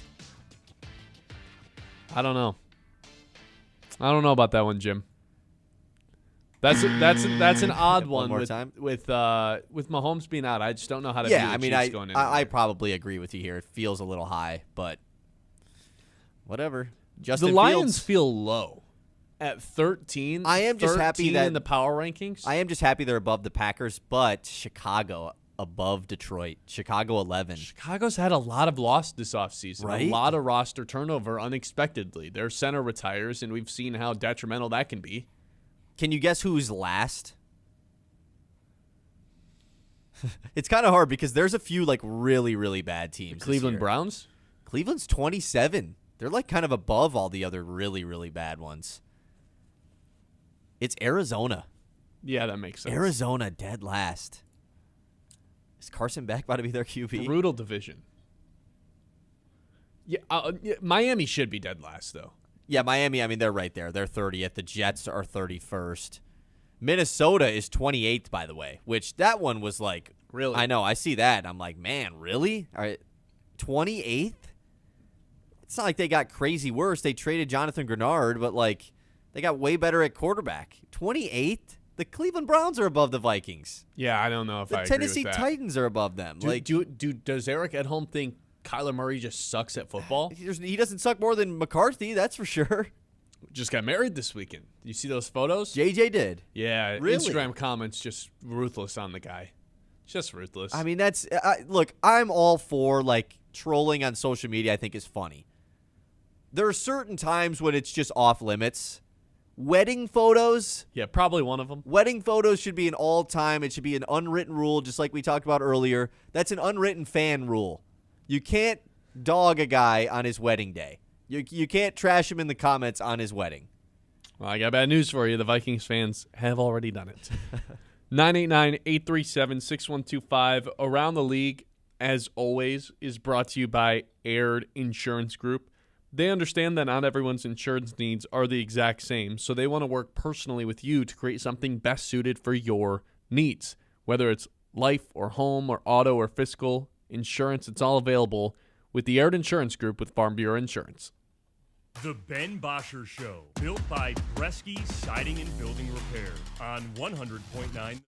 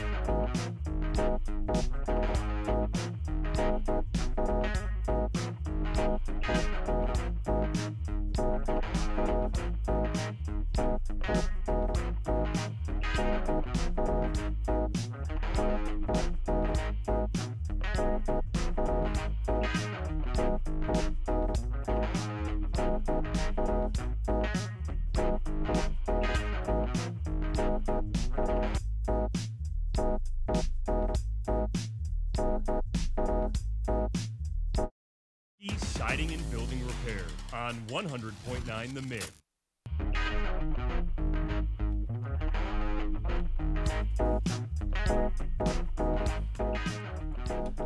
It goes without saying, this has been an incredibly frustrating and disappointing series for Jalen Duren. However, with that being said, he's got a chance to turn things around tonight in Game 4. They're going to need him tonight. Like, the game that Jalen Duren shows up, they're going to win, right? It's been a back-and-forth close series for 3 games, and Jalen Duren's been nowhere to be found. He's scored 8, 11, and 8 points on 41% shooting. If Jalen Duren can find a way to impact the game and have one of his big-time dominant paint performance games and not be a total liability on the defensive side, I think it's a wrap. I don't think that game's going to be competitive. The Pistons are going to walk away with a win easily because him drawing, attention down to the paint and having a presence down there, it's going to open up shots for Duncan Robinson, more space for Cade Cunningham to operate because of how much gravity Jalen Duren has when he's rolling to the rim. The problem is they've been so effective at taking away that role that it almost feels like Jalen Duren has taken himself out from being a threat when they're doing that. It's like he wants no part of the offense, which is probably the most frustrating part about it all. The lack of defense has been problematic, annoying. He's always been labeled as a lazy defender up until about last January, so 15 months ago. And then he flipped that narrative. But now it's kind of creeping back in that he's just kind of an aloof defender. The more frustrating part isn't the defense. It's the lack of aggression on offense.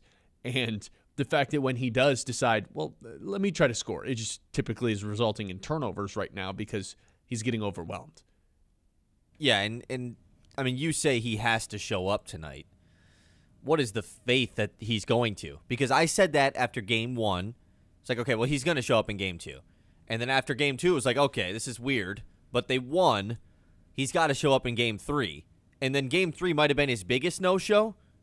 Yeah. It was for sure the game where he got had benched. the worst impact. JB benched him. Yeah. He had 3 fouls, so he wasn't, but he could have came back in way earlier. He could have had 0 fouls, and he would have got benched, I think. Like, that's how poor he was playing. And so the turnovers were a problem. Absolutely. I mean, everything has been a problem. I think the defense has been the biggest problem, personally. And defense also correlates to offensive rebounding given up because Orlando is dominated in that side. Yeah, they've got 39 offensive rebounds through 3 games. Which is an absurd amount for a center like Jalen Duren who rebounds the ball at a really high level. I mean, this isn't like the end-all, be-all. He doesn't even have a double-double in the playoffs. He has he doesn't have a single double-digit rebounding performance. He has one double-digit scoring performance. This was Mr. Double-Double. This guy was 20 and 10, lock it up for 15 games in a row in the regular season. Like, it's just so odd that it's not that odd, but it sucks that this is happening now because this is the version of Jalen Duren that we knew for quite some time. And I don't really have the faith that it's going to come back out. Like I said, I did in games 1 and 2. Not in this series, but in the next series it's just gonna? I don't know. This is a tough matchup for him considering just the size that Orlando has. The Cavs have Mobley and a Jared Allen. I mean, the Cavs might not be playing in the next round. Okay, the Raptors are the biggest, lengthiest team there is. So, I don't know. It's very odd that this is happening right now. It sucks as a fan of the guy because the version we saw of Jalen Duren this season was awesome. And that guy, I was like, you know what? It's not that smart to give him the Supermax. He's going to earn it, though, because he's All-NBA. Like, you just have to do it. The Pistons will bite the bullet later. And now going into the offseason, it's like, well, obviously, all the question marks we had about paying him even when he was good, of course they're going to come up now.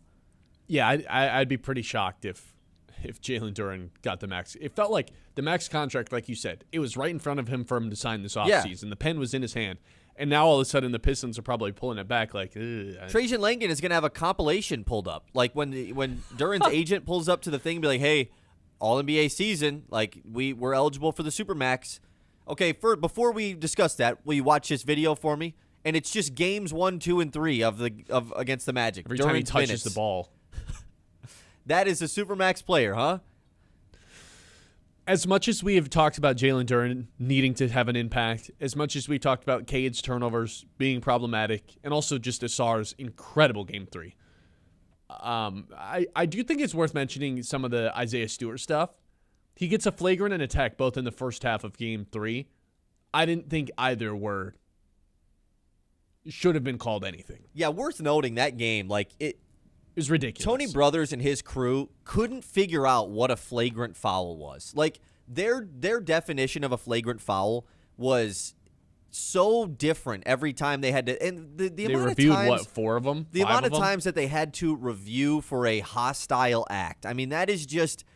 Once again, this goes back to your thing that you've brought up. There should be a guy, part of every single game, that's the guy sitting at the bar that gets to decide things like this. Hey, was that a hostile act? No. Okay, keep playing. Yeah, there's no point in reviewing something for 3 minutes to decide whether or not it was hostile. Duren got the flagrant that he got was when his elbow, maybe, I don't know, gets the tip of the nose of Jalen Suggs. This was the Stewart play. Oh, you said Duren. Oh, sorry. I meant Isaiah Stewart. Yeah. The beef stew play where his arm comes down and it just grazes Jalen Suggs' face. And, it's a flagrant foul because the act of the arm coming down was towards the face and it's an elbow, so it's an auto flagrant. What are we doing? And then the one where he shoves Wendell Carter going into the half, I was like, oh, great. That one clearly was more hostile than... He grabbed his than jersey the first and threw one. him. I mean, that one was probably worth a flagrant. And they're like, no, just a regular foul. What was crazier was the technical foul they assessed. The double tech. The double tech was insane. What are we doing, All man? they were doing this was is talking. Playoffs. They were just talking. Had their hands on each other. It's like, dog, this is the playoffs. You got to let these guys play. It felt like you can blow the whistle and tell them to break it up for sure. I'm cool with that. Like you setting an example, like we're not going to have this. The double tech is ridiculous. Well, it felt like Tony Brothers and the rest of the officiating crew all huddled before the game, and we were like, yeah, this is going to be a crazy, like these guys hate each other. We are not letting this thing get out of hand. And it was in the refs' control before it was even, could get out of hand, which I get that's their point, but you got to let this thing play out before you decide to step in. They for sure went in with a predetermined mindset of like some stuff is going to go down in this game and we're not going to let it happen. And so anytime there was anything, they had to go to the extreme. I mean, just the amount of fouls called in this game in general was pretty ridiculous. When I think both teams and both fan bases would rather just like let this be a super physical series because that's what both teams' identity is. There was 49 fouls called in Game 3, Kyle. 49 times and the whistle was blown for a foul. I don't think, I'm not saying that's why the Pistons, it wasn't just a Pistons Magic thing. It wasn't one-sided. There was just so many whistles in this game. It was ridiculous, the amount of whistles in this game. Yeah, it felt like a 3-hour game. It was a 3-hour game. So hopefully they let him get a little bit more physical tonight. You see who was on the head officiating crew? The extender. Scott Foster. The NBA, whenever they want a series to go 7, they send this guy in, and typically the team trailing in the series wins. Well, you know what game he was on yesterday? The Lakers game? Hawks-Knicks.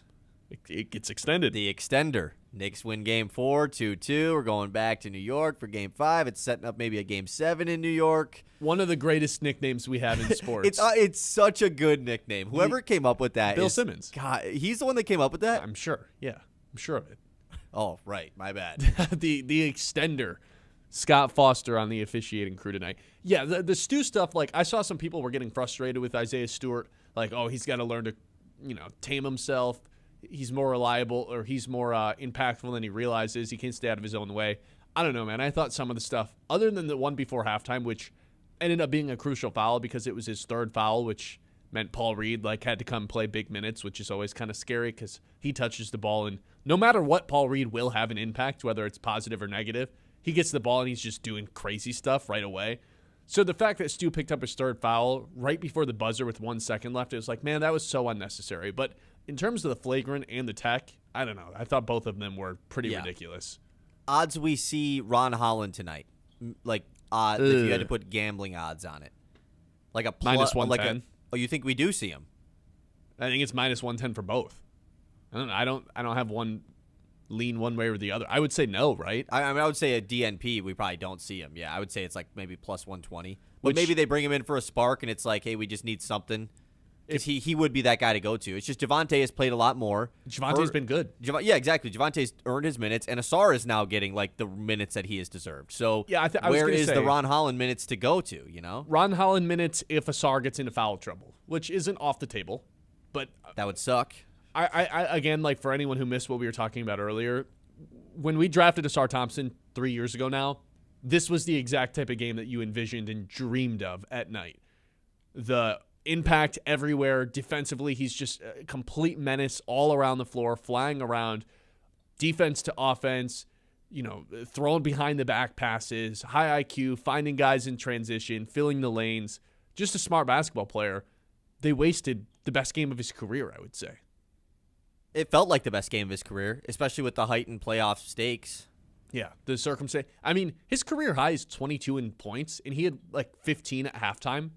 It felt like he was legitimately going to grit his career high in points. Yeah. He didn't end up doing it, but I know it wasn't, but it felt like all of his points were second chance points. It felt like all of them came off of him crashing in for an offensive rebound and scoring it. Yeah, just somehow coming up with a way, kind of hunting that mid-range shot too, which has come along this year in a big way. So we'll see what ends up happening tonight. Game 4.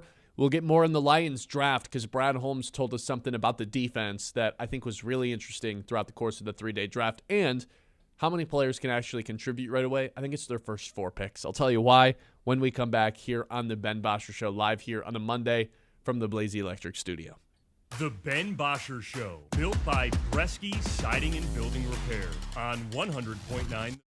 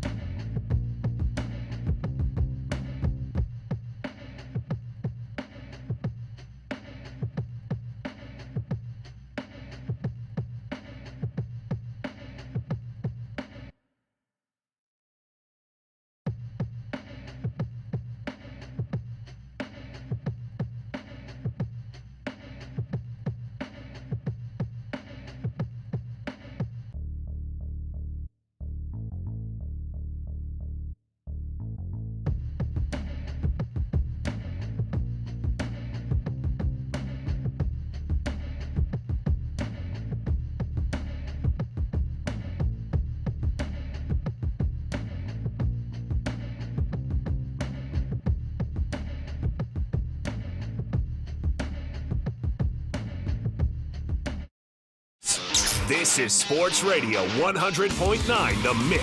WLUN, Pinconning Bay City, Saginaw, Midland.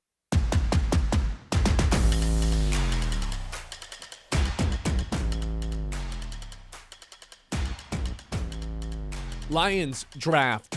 3 days. I'd give it a B+. I enjoyed most of the Lions pick. There was only one that I was like, I don't really understand this one, but everything else made total sense to me. Brad Holmes, for the first time in his career, really drafts totally based on needs. And I don't think they're going to come out and ever say that. They're going to say that they liked all these players. They were at the top of their boards. But look, they needed a new tackle. They take Blake Miller, who played 54 starts in college at right tackle. Expect Penei Sewell to move over to the left side. They needed an edge rusher across from Aiden Hutchinson. Check. There's Derek Moore from Michigan. It's like first 4 picks is just like check. Here's all the best players available for the positions that we need, including trading up and going to get Derek Moore. You're leaping over Baltimore to do that. Maybe they thought Baltimore was going to take him. They wouldn't have done that elsewise. Jimmy Rolder from Michigan, the linebacker. Look, man, they never replaced Alex Anzalone. Okay, check. There you go. You did it in the draft. Someone who can come in and play the will linebacker spot, at the very least, compete right away for that starting spot. It's him and Derek Barnes. Like, I think there's an okay, decent, halfway chance that he could win that job from day one. And then that 4th round pick, the second 4th round pick, Keith Abney, I'm fascinated with this pick. You know, there's a huge question mark right now, or at least there was, of who's going to be the starting nickel now that Amik Robertson's gone. And the way that the defense is seemingly shifting, which we're going to talk about here in a sec, to being more of a, nickel-based defense, less 3 linebacker sets, more of an emphasis at getting after the quarterback. I would expect them to be in sub-packages in extra DB sets a lot more. With Amik Robertson gone, there was somewhat of a question mark of who's that's going to be. Is it going to be Roger McCreary, who they just drafted, or who they just signed in free agency? It's going to be Ennis Rakestraw. Well, here's another guy that could go fight for that starting spot right away in Keith Abney, who played nickel as a sophomore at Arizona State, then gets bumped to the outside and is an all-conference guy his senior season. That's a pick I'm really, intrigued to see as well. So the first 4 picks, then you get into a couple flyers. But the first 4 picks, there's a runway for each and every one of those guys to start right away. I don't think all 4 of them will, but I would put the over-under at, opening snap on offensive defense at 2.5, and I might take the over. I really have no reason not to give this an A. The whole draft in general? The draft as a whole. Just because based off of coming into it, you may have gotten 4 starters in a draft that you didn't have a 3rd round pick in. You had 2 picks in the first 2 rounds. That's a good way to put it. And it's always like, it's the boring drafts that are the best. It's the drafts like these that are boring. They're not going to win headlines. Oh, you drafted a tackle. Okay, you drafted a couple in-state guys, a linebacker, a nickel, an edge. Like, nothing fancy schmancy about it. These are the ones that win. Exactly. These are the ones that you need. You need these drafts to get back. Now, the Lions situation presented itself where, you might get 4 starters because there's 4 starting spots available. Mm-hmm. Not a lot of teams go into a draft with 4 jobs up in the air. Especially a team that considers themselves like a Super Bowl contender. Absolutely. And so, maybe it's more about the Lions thing than it is the players that they drafted. But still, the fact that you didn't have a 3rd round pick, there were major holes everywhere. And for the most part, you filled those. For the most part, you brought in guys that are going to at least compete to start for those jobs. One of them, absolutely, no competition is going to be needed. Blake Miller is going to be the starting right tackle. There you go. Boom. Probably Derek Moore. Interested to see how that goes. And then if the other 4th round picks can make a difference early in the season for the Lions, I have no reason not to give this draft an A. I could care less if they traded up to draft a wide receiver. Oh, man, everyone's mad about that. You just are looking for something to be mad for, man. Yeah. That's all it is. Trust me, I'm confused about it too. I'm interested to see how they use him. I'm not going to say, man, what is Holmes doing? And you know what I promise we're not doing right now is just doing the things where it's like blindly following what your team does and agreeing with what they do and having no criticism. That's not at all what we're doing. There is a legit need for 4 positions. And look at that. There's 4 guys that they brought in that could theoretically contribute immediately upon arrival. I really like some of the Jimmy Rolder stuff. He had a 4% missed tackle rate, which is insane for a linebacker at Michigan last year. He was a three-time all-academic guy. So, like, boom, there's a Detroit Lion for you. Smart guy as well. Like, that's what you want in your linebackers. Derek Moore, quiet leader. Way better at getting after the quarterback right now than stopping the run, which I think is extremely noteworthy. And then Abney, like, it's a meat and potatoes draft. You drafted 3 guys that are in your front 7 or on your offensive line, and then you drafted a nickel corner who fell too, who was very much on most people's big boards in the top 100, and they got him well outside of that. So kind of a steal of a pick there. Especially in a room that has a lot of different options to play that spot. Yeah. Not even just to play that spot, just to be depth pieces. It's not like he's coming in and guaranteed a starting spot, but we feel very up and down about a lot of the guys in that group. You could look at it optimistically and say, hey, this is a deep group. Or you could look at it and say, well, this room is filled with backups and busts. Right? I mean, that nickel / backup corner depth spot is, you can look at it one of 2 ways. But adding a draft pick into here, you can really shape how you feel about that room if he's good. Yeah. He already came out and said, I'll play anywhere the Lions want me to. So I liked that. I think it's going to be at nickel, which is where he projected to play and what Brad Holmes said right away too, even if he ends up playing on the outside. But he's feisty. He's like a Meek Robertson, slightly undersized, but physical. But a dog. And wants to get in your you grill. Can't bury what comes from the dirt. That's right. Hardest quote. The other big-time draft takeaway that I have isn't just, hey, they drafted 4 guys who can come compete right away, but it's that there might be a philosophy change coming on the defensive end. This has always been a run-stopping defense. That was the priority number 1, 2, and 3. We will live with yards over the top. We want to make sure that we're setting up 3rd and longs, and we want to be physical with everybody. In a result, the personnel that they were using, they ended up being a pretty slow defense. I think with the addition of Rolder, Derek Moore, and Abney, it's telling you something. You know what else is telling us something? What they did on day 3 with their flyers that they had in the later stages. They drafted 2 defensive linemen on day 3. Gil Howard from Texas Tech and Tyree West from Tennessee. Their names are basically irrelevant, but all 3 of these guys, between those 2 and Derek Moore, specialize in rushing the quarterback rather than stopping the run. Those other 2 guys that they took in as flyers on the day 3, kind of undersized for defensive linemen. They've got juice to them. They can get after the quarterback. Derek Moore last year had 10 sacks and had the 3rd best true pass rush win rate in all of college football. So I believe that there's going to be more of an emphasis on speed rushing, getting to the quarterback as fast as possible rather than containing him. I believe that because of the additions and resources they allocated to that nickel room, we're going to see a lot more 5 DB looks. I believe we're going to see less 3 linebacker looks, and as a result, the goal going into this year is to be faster on defense, get to the quarterback faster. Not to say that stopping the run is less of a priority, but I think they're trying to change a couple of their philosophies and personnel along the way and modernize the defense with their nickel room. Which is something that not only you wanted, but I think a lot of Lions fans want, right? A lot of Lions media wanted. Yeah, I mean, it's just a smart thing to do, especially with the speed that is in today's NFL that comes out of the backfield. Like, it's not just the wide receivers. These running backs are crazy fast, too. So I'm totally down for it. Ryan in our YouTube chat says, this draft seems like Brad was sitting in his office after not making the playoffs and said maybe everyone else was right. Maybe we do need a better D-line and should get younger on the O-line. I'm telling you, man, he played into what everyone else wanted in this draft.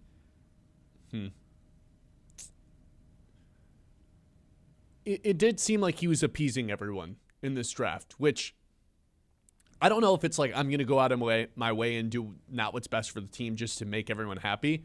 I think those two things just co-aligned. That's what I think. They just aligned this I think year. what everyone wanted, Lions fans, is just what the Lions needed. Like, it's that simple. Yeah. And Brad Holmes had to just bite the bullet. Ugh, I don't want to do this. Yeah, this is boring. I don't want to do what everyone else wants me to do. I mean, you saw what he said when he went to the presser after drafting an edge rusher. Mm-hmm. He's going to get off my ass now? Like, there's nothing else to complain he about knows, right now. He knows. He understands that that's what everybody's been wanting, and he had to do it. It's that simple. Also, I changed Nick's mind. He said, Kyle changed my mind about the draft. I didn't like it at first. When you can get 3 or 4 potential starters without a full complement of picks, that's a hell of a job. Look at you, Kyle, convincing the people. Influencer of the people, man. That's all I am. Just an influencer in general. Right, that's Some a good are point. calling you now. That's a good point. 989-837-6125. Here's the deal. We're going to talk to Chris Castellani about the Tigers when we come back. The 11 o'clock hour is always brought to you by Yiter Insurance. Life happens fast, and at Yiter Insurance, they're here to make sure you're covered every step of the way. Locally owned and trusted in Midland for decades, they treat you like family, not just another policy number. From home and auto to life insurance, Yiter has the right coverage for every stage of life. Their team makes insurance simple with expert advice and real people that you can actually talk to. That's Yiter Insurance Group. We'll be there when you need us since 1940. The Ben Bosscher Show, built by Bresky Siding and Building Repair on 100.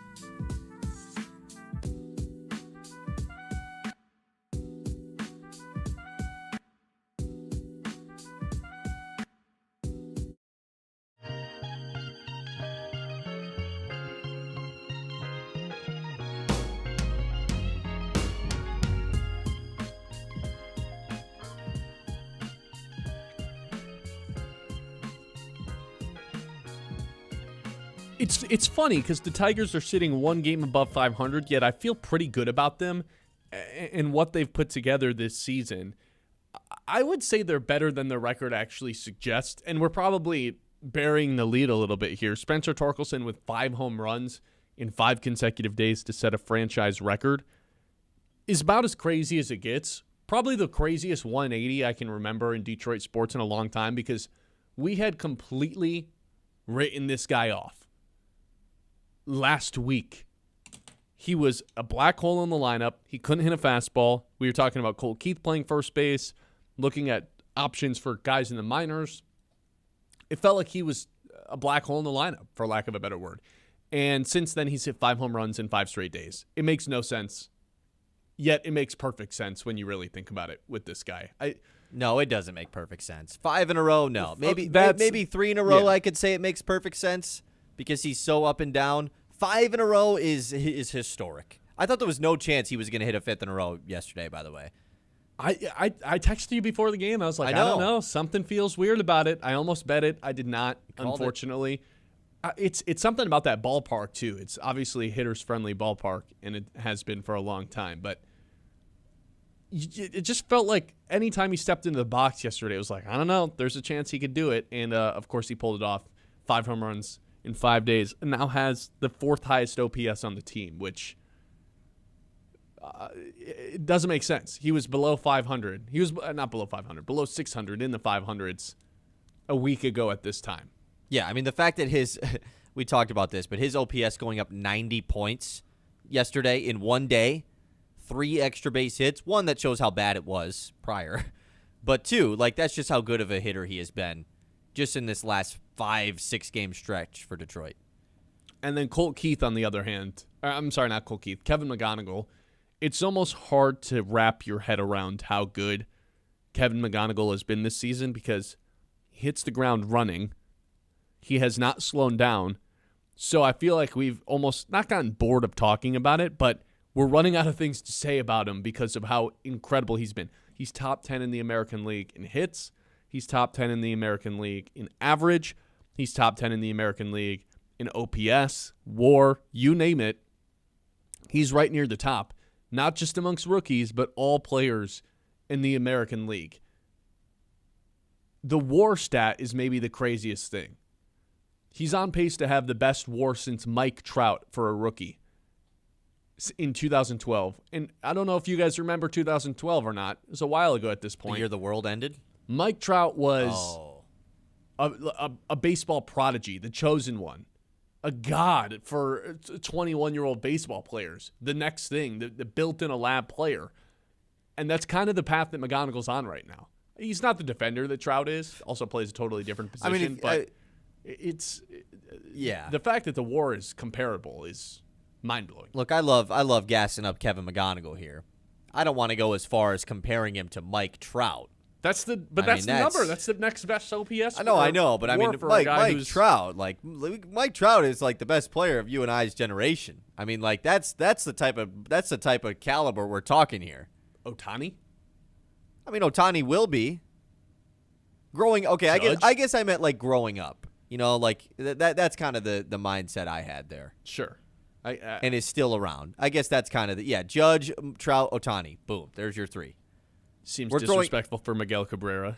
I think Cabrera's I kind of don't put him in the same time frame as Trout. I mean, they both peaked. What? Mike Trout currently plays baseball, Ben. Miguel Cabrera's been retired for years. They peaked at the same time, though. Mike Trout was years and years younger than Cabrera. Remember the MVP race where he won Triple Crown and people were... Mike Trout was so good... Okay, I'll stop. I'm like, conversation with you. Mike Trout was so good early on that Miguel had a Triple Crown season, and it was still like, who should win MVP? And it would drive me bonkers as a child. I agree. I mean, it was a reason why I didn't like Mike Trout as a kid. Right. Because he was winning MVPs when Miguel Cabrera, should have been in there. I just don't view them in the same... I just don't... Miguel Cabrera is a 2010s player, strictly, that made his way into the 2020s for a year or two, and Mike Trout is a 2015 on kind of guy in my brain. All right. But anyways, that's not what this is about. Either way, McGonigal, like, the last guy to do what McGonigal's doing or is on pace to do with the wins above replacement is Mike Trout. And we just spent 2 minutes talking about how amazing Mike Trout was, how he's the best player of a generation. That's an insane expectation to put on Kevin McGonigal, yet it was an insane expectation to put on him how he was going to start the year. And not only has he, ran past that, he has ran past it by a country mile. So if you're saying, if we say Kevin McGonigal is going to be better than Mike Trout, okay, then he will. What? Because you said we put these high expectations on McGonigal at the start of the season, and He outdid him. That he just passes. Yeah, I mean, screw it. He's better than Ohtani. He could be better than Judge. He's the best player in all of sports. The on-base number, I mean, he's like truly, if you look at all the leadoff hitters across Major League Baseball, I don't know if you could come up with like two other guys you'd rather have than Kevin McGonigal. If you're considering age, there's nobody. But he's reached base safely in 24 consecutive starts, which is the most by a Tiger since Al Kaline in the 50s. Anytime it's most since Al Kaline, you're probably in pretty good competition. Pretty good company, I should say. Yeah, I mean, we're throwing out Al Kaline, Mike Trout. I mean, God, this Kevin McGonigal kid must be pretty good. It's been such a fun season for him. It's kind of flown under the radar how good he's been in a way because of how good Torkelson has been lately too, with the 5 home runs thing. It's been a really fun season for this Tigers offense that the bats are finally starting to heat up. Yet you look at their record and they're just, I mean, they're one game above 500. So the question becomes, do you think they're better than their record suggests? Certainly they have to be. Just based off of, I mean, the bats have just started to peak now. So it's not like this is, the offense has been good all year. I mean, think about what our complaints were, 2-3 weeks ago. Yeah, Green and Torque weren't holding their weight. Exactly. But even just in general, I thought the offense, I mean, the homers were down up until this weekend. And now finally the homer numbers are up across all of baseball. And so, how do you hit 9 home runs and the other team hits more home runs than you in a series? That's crazy. I mean, Matt McClain had 0 homers on the season. Dude hit 2 of them on Friday. Like, they play. It's not like we can say the ballpark for sure. Yeah, the ballpark, you had a lot of home runs. Everybody was hitting home runs. Everybody was hitting home runs. So, like, yeah, I think that they are better than their record shows. The offense still, I would like for it to be more consistent. They still just have too many games where it's like, hey, here's 0 runs for the first 7 innings of the game. And then we'll tack on 2 when it doesn't matter. Like, there still is too much of that going on. The consistency from the offense is something you'd like to see improve. But the pitching staff is something that is why they're better than their record shows. They still have an elite staff of a starting rotation. The bullpen, to be worked on. 100%. It's got to improve, but the starters are great. If you've got boring floors or a sad shower, Premier Tile & Stone is here to rescue your surfaces from the snooze zone. These folks, they turn tile into art. I'm talking kitchens, bathrooms, backsplashes, fireplaces. If it holds still, they'll tile it beautifully. Giant selection of fancy stuff. I'm talking porcelain, ceramic, natural stone, and materials you probably can't even pronounce, but you will love them. Stop dreaming. Start scheming. Visit the showroom and let your interior designer run wild. That's Premier Tile & Stone, where your floors get fabulous and grout gets glorious. The Ben Bosscher Show, built by Bresky Siding and Building Repair on 100.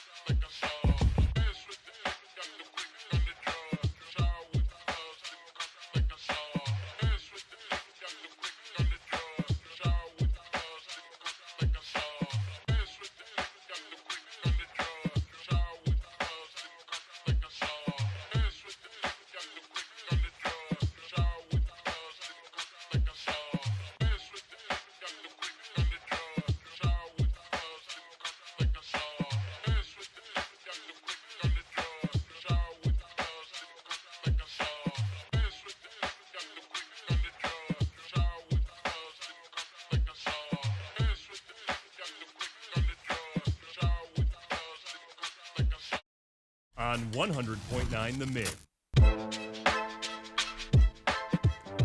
Chris Castellani's here with us. Chris, do we need to get you a calendar or something? No, that was my. No, what I need is just better eyesight, I guess, because I had 11:30 on my when I thought I read the text, but it was 11:15. So my apologies, guys. No worries. Tigers right now 1 game above 500 at 15-14. We've been talking throughout the show whether or not they're better than their record suggests, and I think the answer is ultimately yes.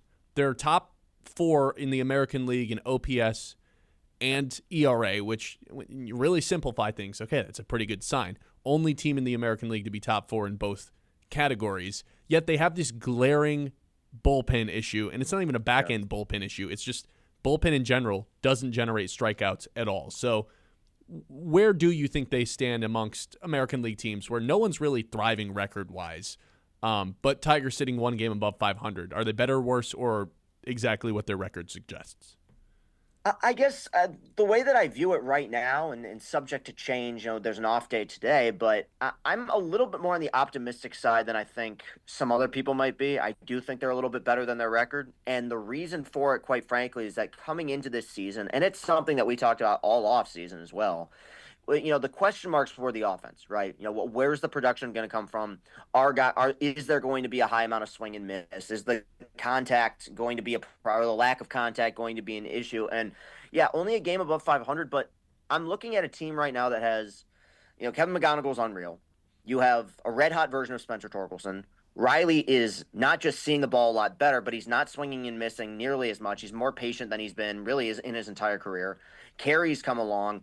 My biggest concern coming into the season is becoming more of a plus, and that gives me a lot of hope with this offense that the pitching will be able to figure things out. But it's undeniable that if your starter doesn't give you 6 quality innings, this team's going to be in a tough spot, and that's something that's they're going to have to pay attention to for a minute.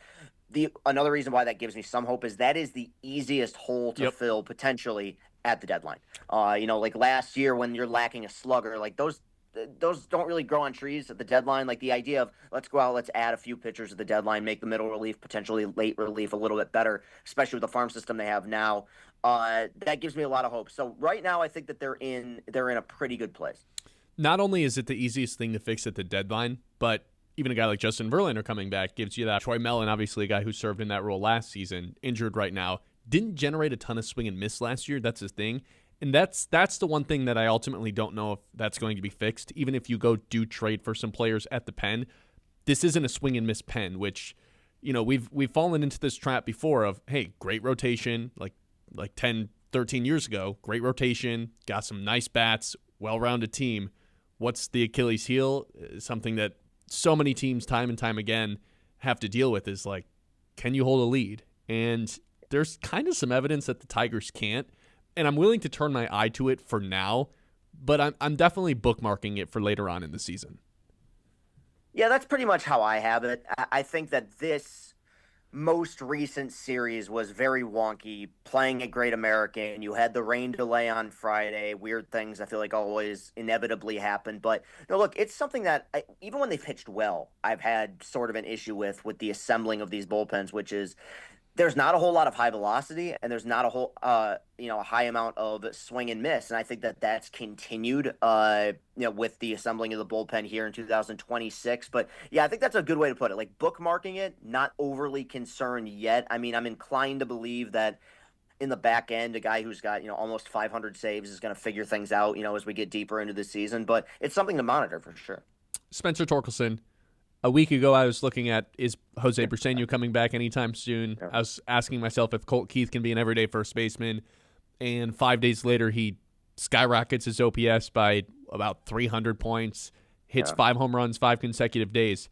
The funny thing is, they were all fastballs in the zone, every single one of them, something he's notoriously struggled with his career, specifically this year, something you and I have talked about. I said after game 2, after that walk-off, I was like, I'm not apologizing yet. This is ridiculous. Okay, I'll apologize now. 5 games in a row. You win, Torkelson. You're back. Yeah, look, it's a great sign, and I've spoken about it. I think I even said it after the walk-off against Milwaukee, which is just like, look, I think the star of this lineup is McGonigal. I think when you look at what you're looking for in a modern hitter, it's that. So even if he's not the guy, he can definitely be a guy here. Somebody that contributes, somebody that drives in runs. Now, you go 5 days in a row hitting a home run every single day, it's gonna raise some eyebrows. And so I think that is the most exciting part. I just think this is who he is, man. I just think that there's this weird streakiness with him. Now, five days in a row is undeniably impressive, and he crushed every single one of those. But it's funny because all year I've been telling people, I kind of closed the door on the idea of this guy being a star. I'll be honest with you. After the last 5 days, that door slightly opened again, just because he's doing something that we have pointed out for 3 years. Don't which fall is into the trap. I know I'm not there. It's slightly cracked open. It's not all the way open, but it's just like you're hitting mistakes and you're pulling the ball. This is something that has been an issue for him going back to his early days in spring. Something to pay attention to, but they needed it. Whether or not he's a star, there's a lot of variance there. The team does not succeed unless you get something from a production standpoint from Spencer Torkelson. Would he be the betting favorite to lead the team in home runs this year? I'd still go Riley. I still think over time I would give it to Riley. I mean, I think Torque, for as streaky as he's been, he put himself behind the 8 ball with the fact he went basically a month without hitting one, so that kind of puts you in a tough spot. I think Riley's going to start finding his power stroke, and has recently over the last 2 weeks. I would still say Riley, but he's second, really, because he's going to get the most reps of anybody. It's funny because McGonigal obviously, running out of words to describe how good this guy is. We're getting into a territory to where anyone that you're comparing him to is like a Hall of Famer, and Right. and there's nothing else you can do about it other than compare him to those guys because of the start that he's had.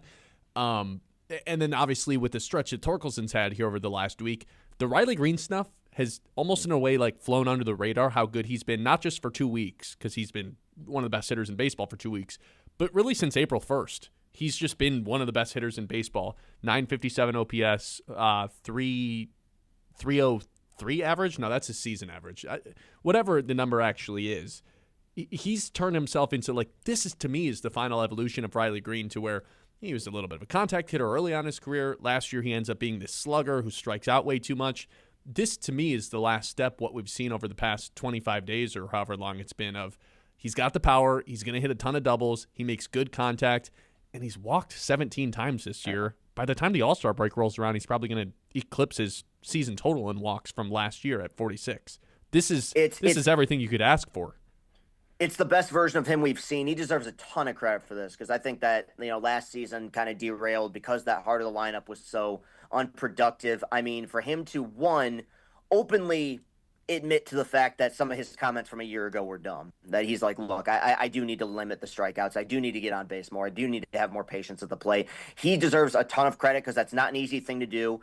But he is still, and I said this before the season, for a guy who is, in terms of service time, one of the more established guys here, he's 25 years old. We are yet to see the full evolution of his game. And the other guy I think you give credit for here is Scott Harris, who, kind of called his shot and said, look, you guys are all concerned about the swing and miss. Just because we have the same players doesn't mean we're going to have the same team. And I think that when you look at the walk rate, when you look at the patience, and I know it's only a month into the season, but this is the version of Riley Green that we hoped for when he was drafted, and we've seen in bits and pieces. This is the best stretch of his career, and it's a big reason why I find myself more on the optimistic side right now, because if this offense is what it's been over the last few weeks, they're in a really good spot. I want to ask you, Chris, it's May 1st. We asked you this last time. Max Clark. Do we think that June 1st line that we said, is it going to be before or after June 1st? Any predictions on that right now? Because that was a big conversation when the Tigers offense was struggling. Now that it's gotten better, that conversation kind of goes away a little bit. I feel like I've flip-flopped on this a million times. Austin and I had a segment last week where he said he'll be called up in the next month. And at the time, I agreed. Now, immediately, as is, I feel like tradition, anytime I have a take like that, he was like 0 for his last 14. I'm gonna say yes. I'm gonna say he's here by that June 1st date. I think that whether it's an injury thing or he gets hot again, I just think that he has found himself in a very good spot given the dominoes that have fallen with this team. And obviously you have the Parker Meadows injury being a big part of that. But I think that there's a spark coming. And the other big thing, I know he had a nice little series against Cincinnati, but like Wenzel was like 2 for his last 33. I mean, those are the two guys that you kind of needed to jump over. One's injured, the other was struggling. I think we're going to see him soon. I think it's just more of a gut thing, but a lot can change in the next few weeks. I think that what they've been looking for out of his development, they're finding regardless of what the results are. And so I think we're going to see him. That and like the lack of offense and the fact that once a series, maybe even twice a series, we all have to hold our breaths for a play that's happening in the outfield because you have two guys that are nearly colliding or there's just like a poor play from the corner outfielders. It's not good out there right now. For 3 years. This is going back to like 2024. Dude, when we clinched the playoffs in 24, it was a play where two outfielders ran into each other. Like this has been a consistent theme for a while. Yeah, I know. Well, it's the result of guys kind of playing out of position a little bit, but I agree. It will be nice to see him here. Chris, Lions draft, what do you think of it? I really liked it a lot. Like, I think I'm probably higher on it than a lot of other people are, just because I think that they addressed basically every issue that they needed. And I'm not just saying this because of where he went to college. I love the Derek Moore pick. Yep. Like, I think that is a perfect compliment to Hutchinson. And Moore will be fine. Moore's going to be a good player. He's going to play on Sundays for a long time. I think that Hutch now is in line to potentially have a monster year because you now have two guys on that D-line that can get to the quarterback. It doesn't make me come away from it and say, oh, man, Lions Super Bowl or bust in 26, but I feel significantly better about the direction they're going in now. I feel like they started to rebuild their identity again. Yeah, it's funny too. We were talking for a while during the show. We think their first 4 picks, there's a runway for them to compete right away for starting spots. So absolutely, that's a good sign for this Lions team and this Lions draft. And then last thing, Pistons. Game 4 tonight. Jalen Duren's been a no-show for 3 straight games. Where are we at with them?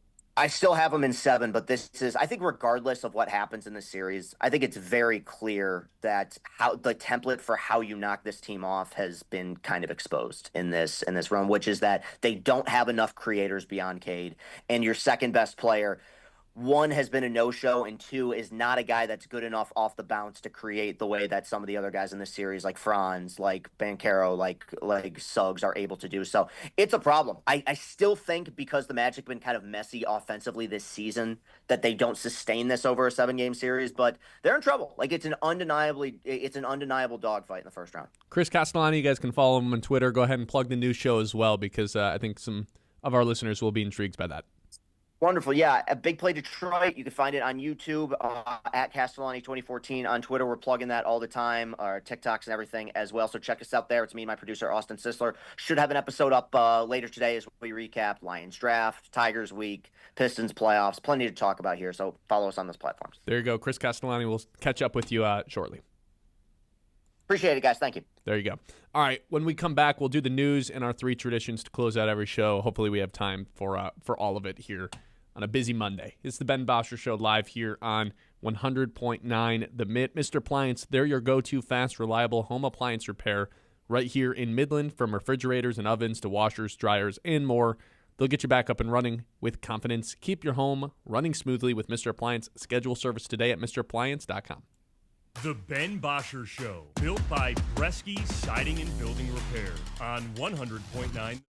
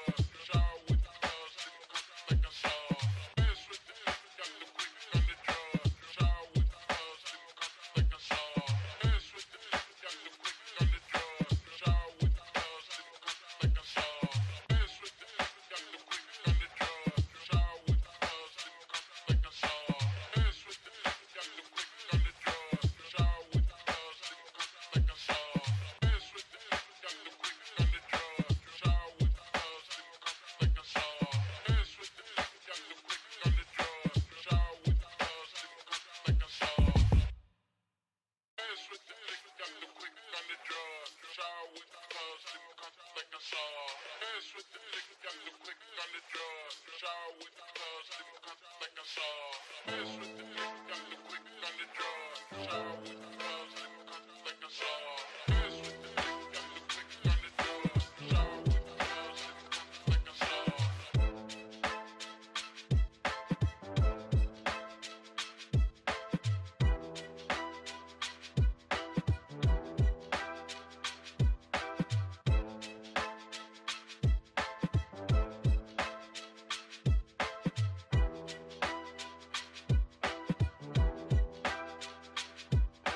Hands with the dick, got the quick on the drug. Shower with the cuz, didn't come like I saw.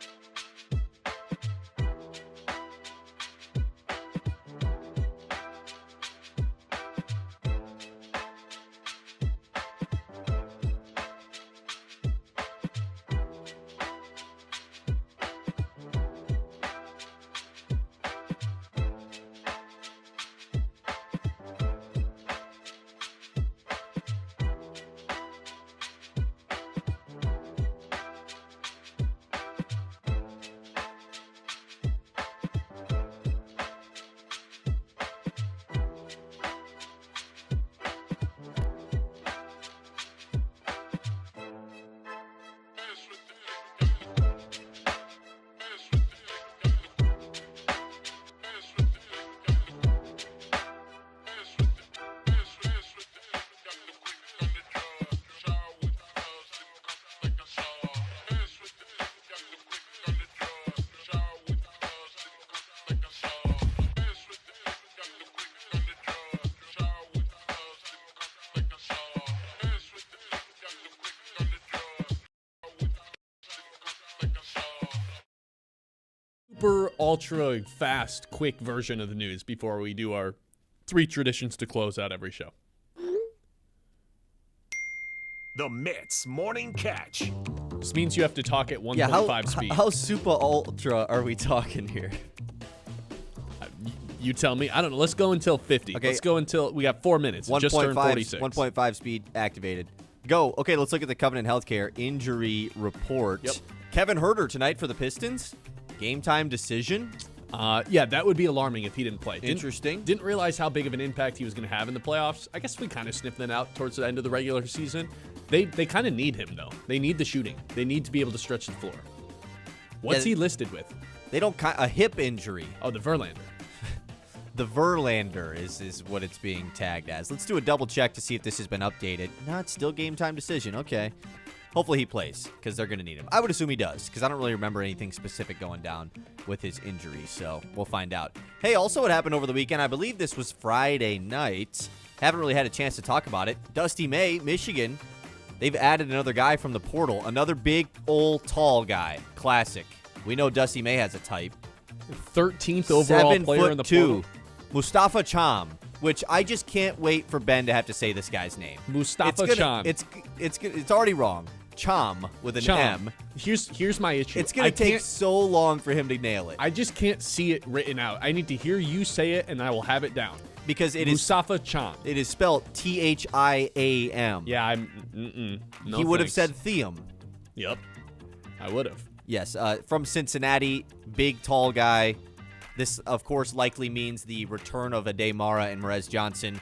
Likely, unlikely, because, well, they both declared for the draft, but they had to declare by Friday anyways.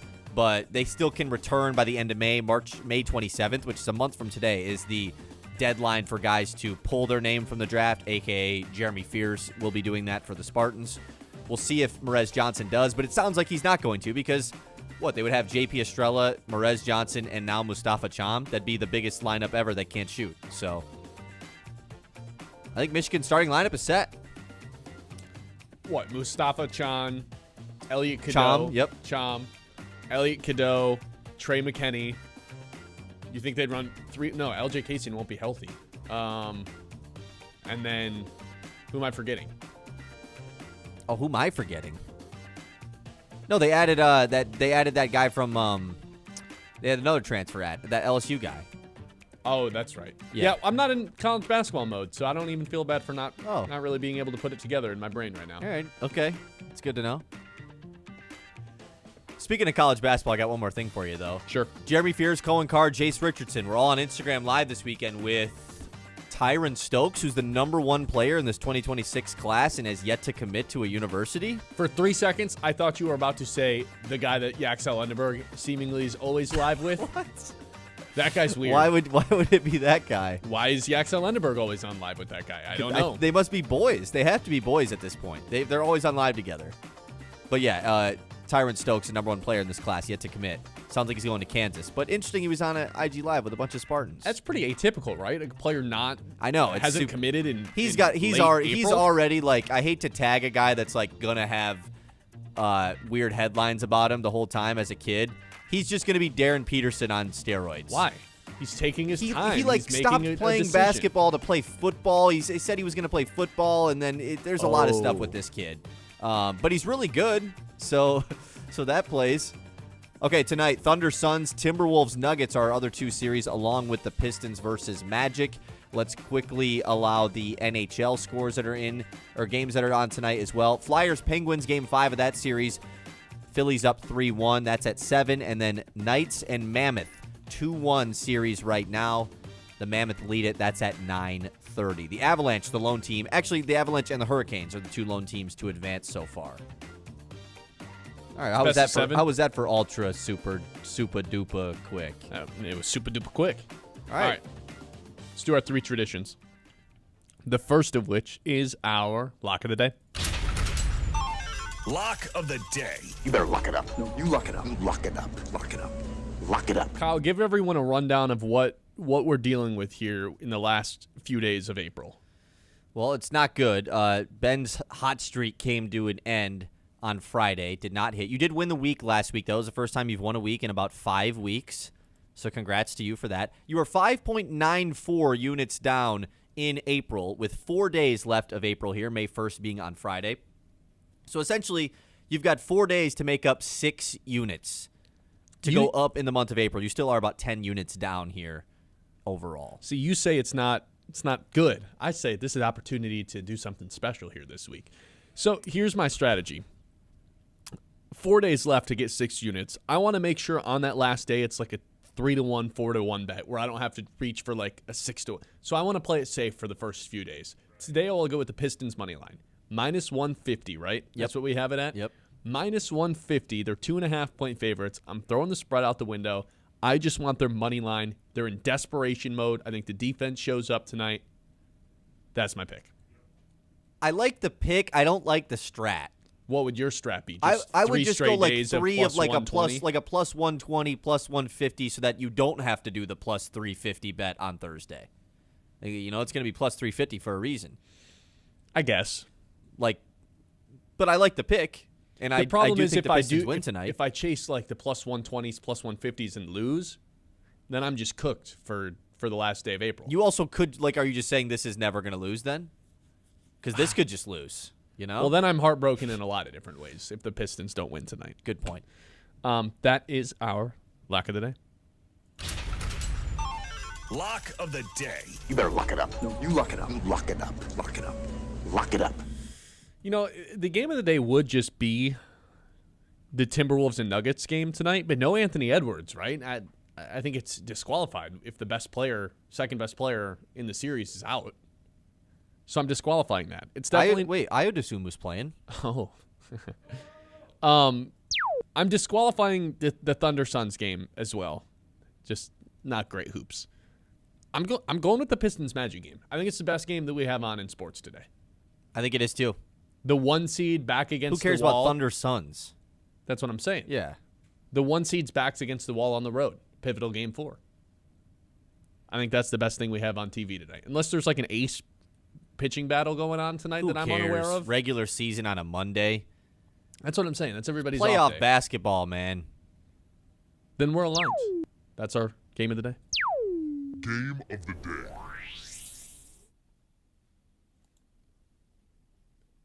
Yep, go ahead. I got 2 words for you. Steve Nash and Chris Paul. Must-see TV. Almost missed that one. I know. I had to call you out.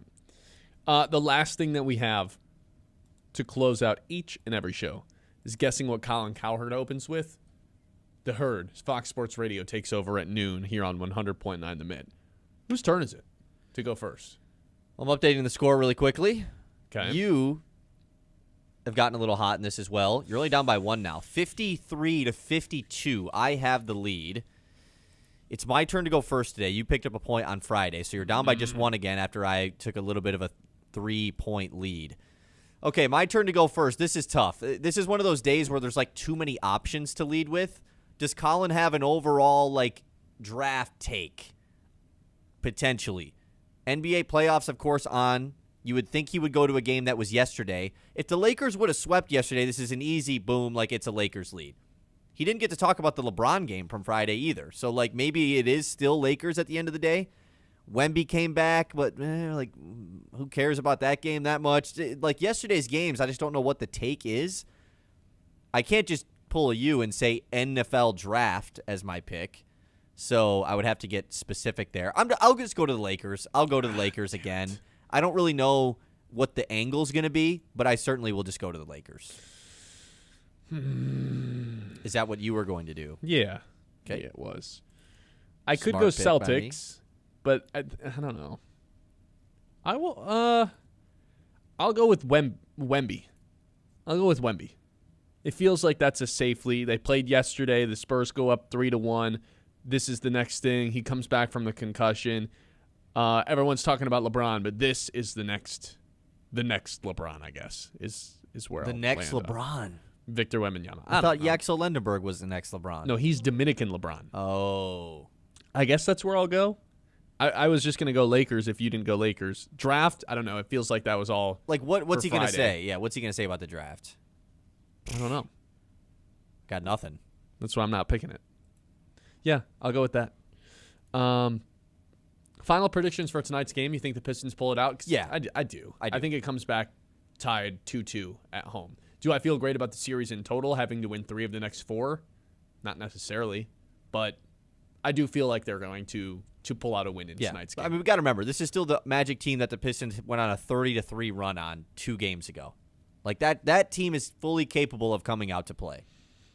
Not the Franz Wagner catching the ball at his ankles and lasering a 3 into the hoop from 30 feet. Or the Paolo shoot a 3 from the top of the key that ends up hitting that touches the rafters. Yeah. Right. That hits one of the banners on, that they have man. hanging. Yeah. That's all we got today. All right. We appreciate everybody for tuning in. Ben Bosscher Show. You can listen back to it on YouTube or on Spotify or Apple Podcasts, wherever you get your podcasts. Search for us on all the social medias, including Facebook, Instagram, TikTok, YouTube. Just search 100.9 The Mitt or The Ben Bosscher Show. I'm sure you will find it. Appreciate you tuning in. We will be back tomorrow recapping the Pistons Game 4. Hopefully win. See you then. The Ben Bosscher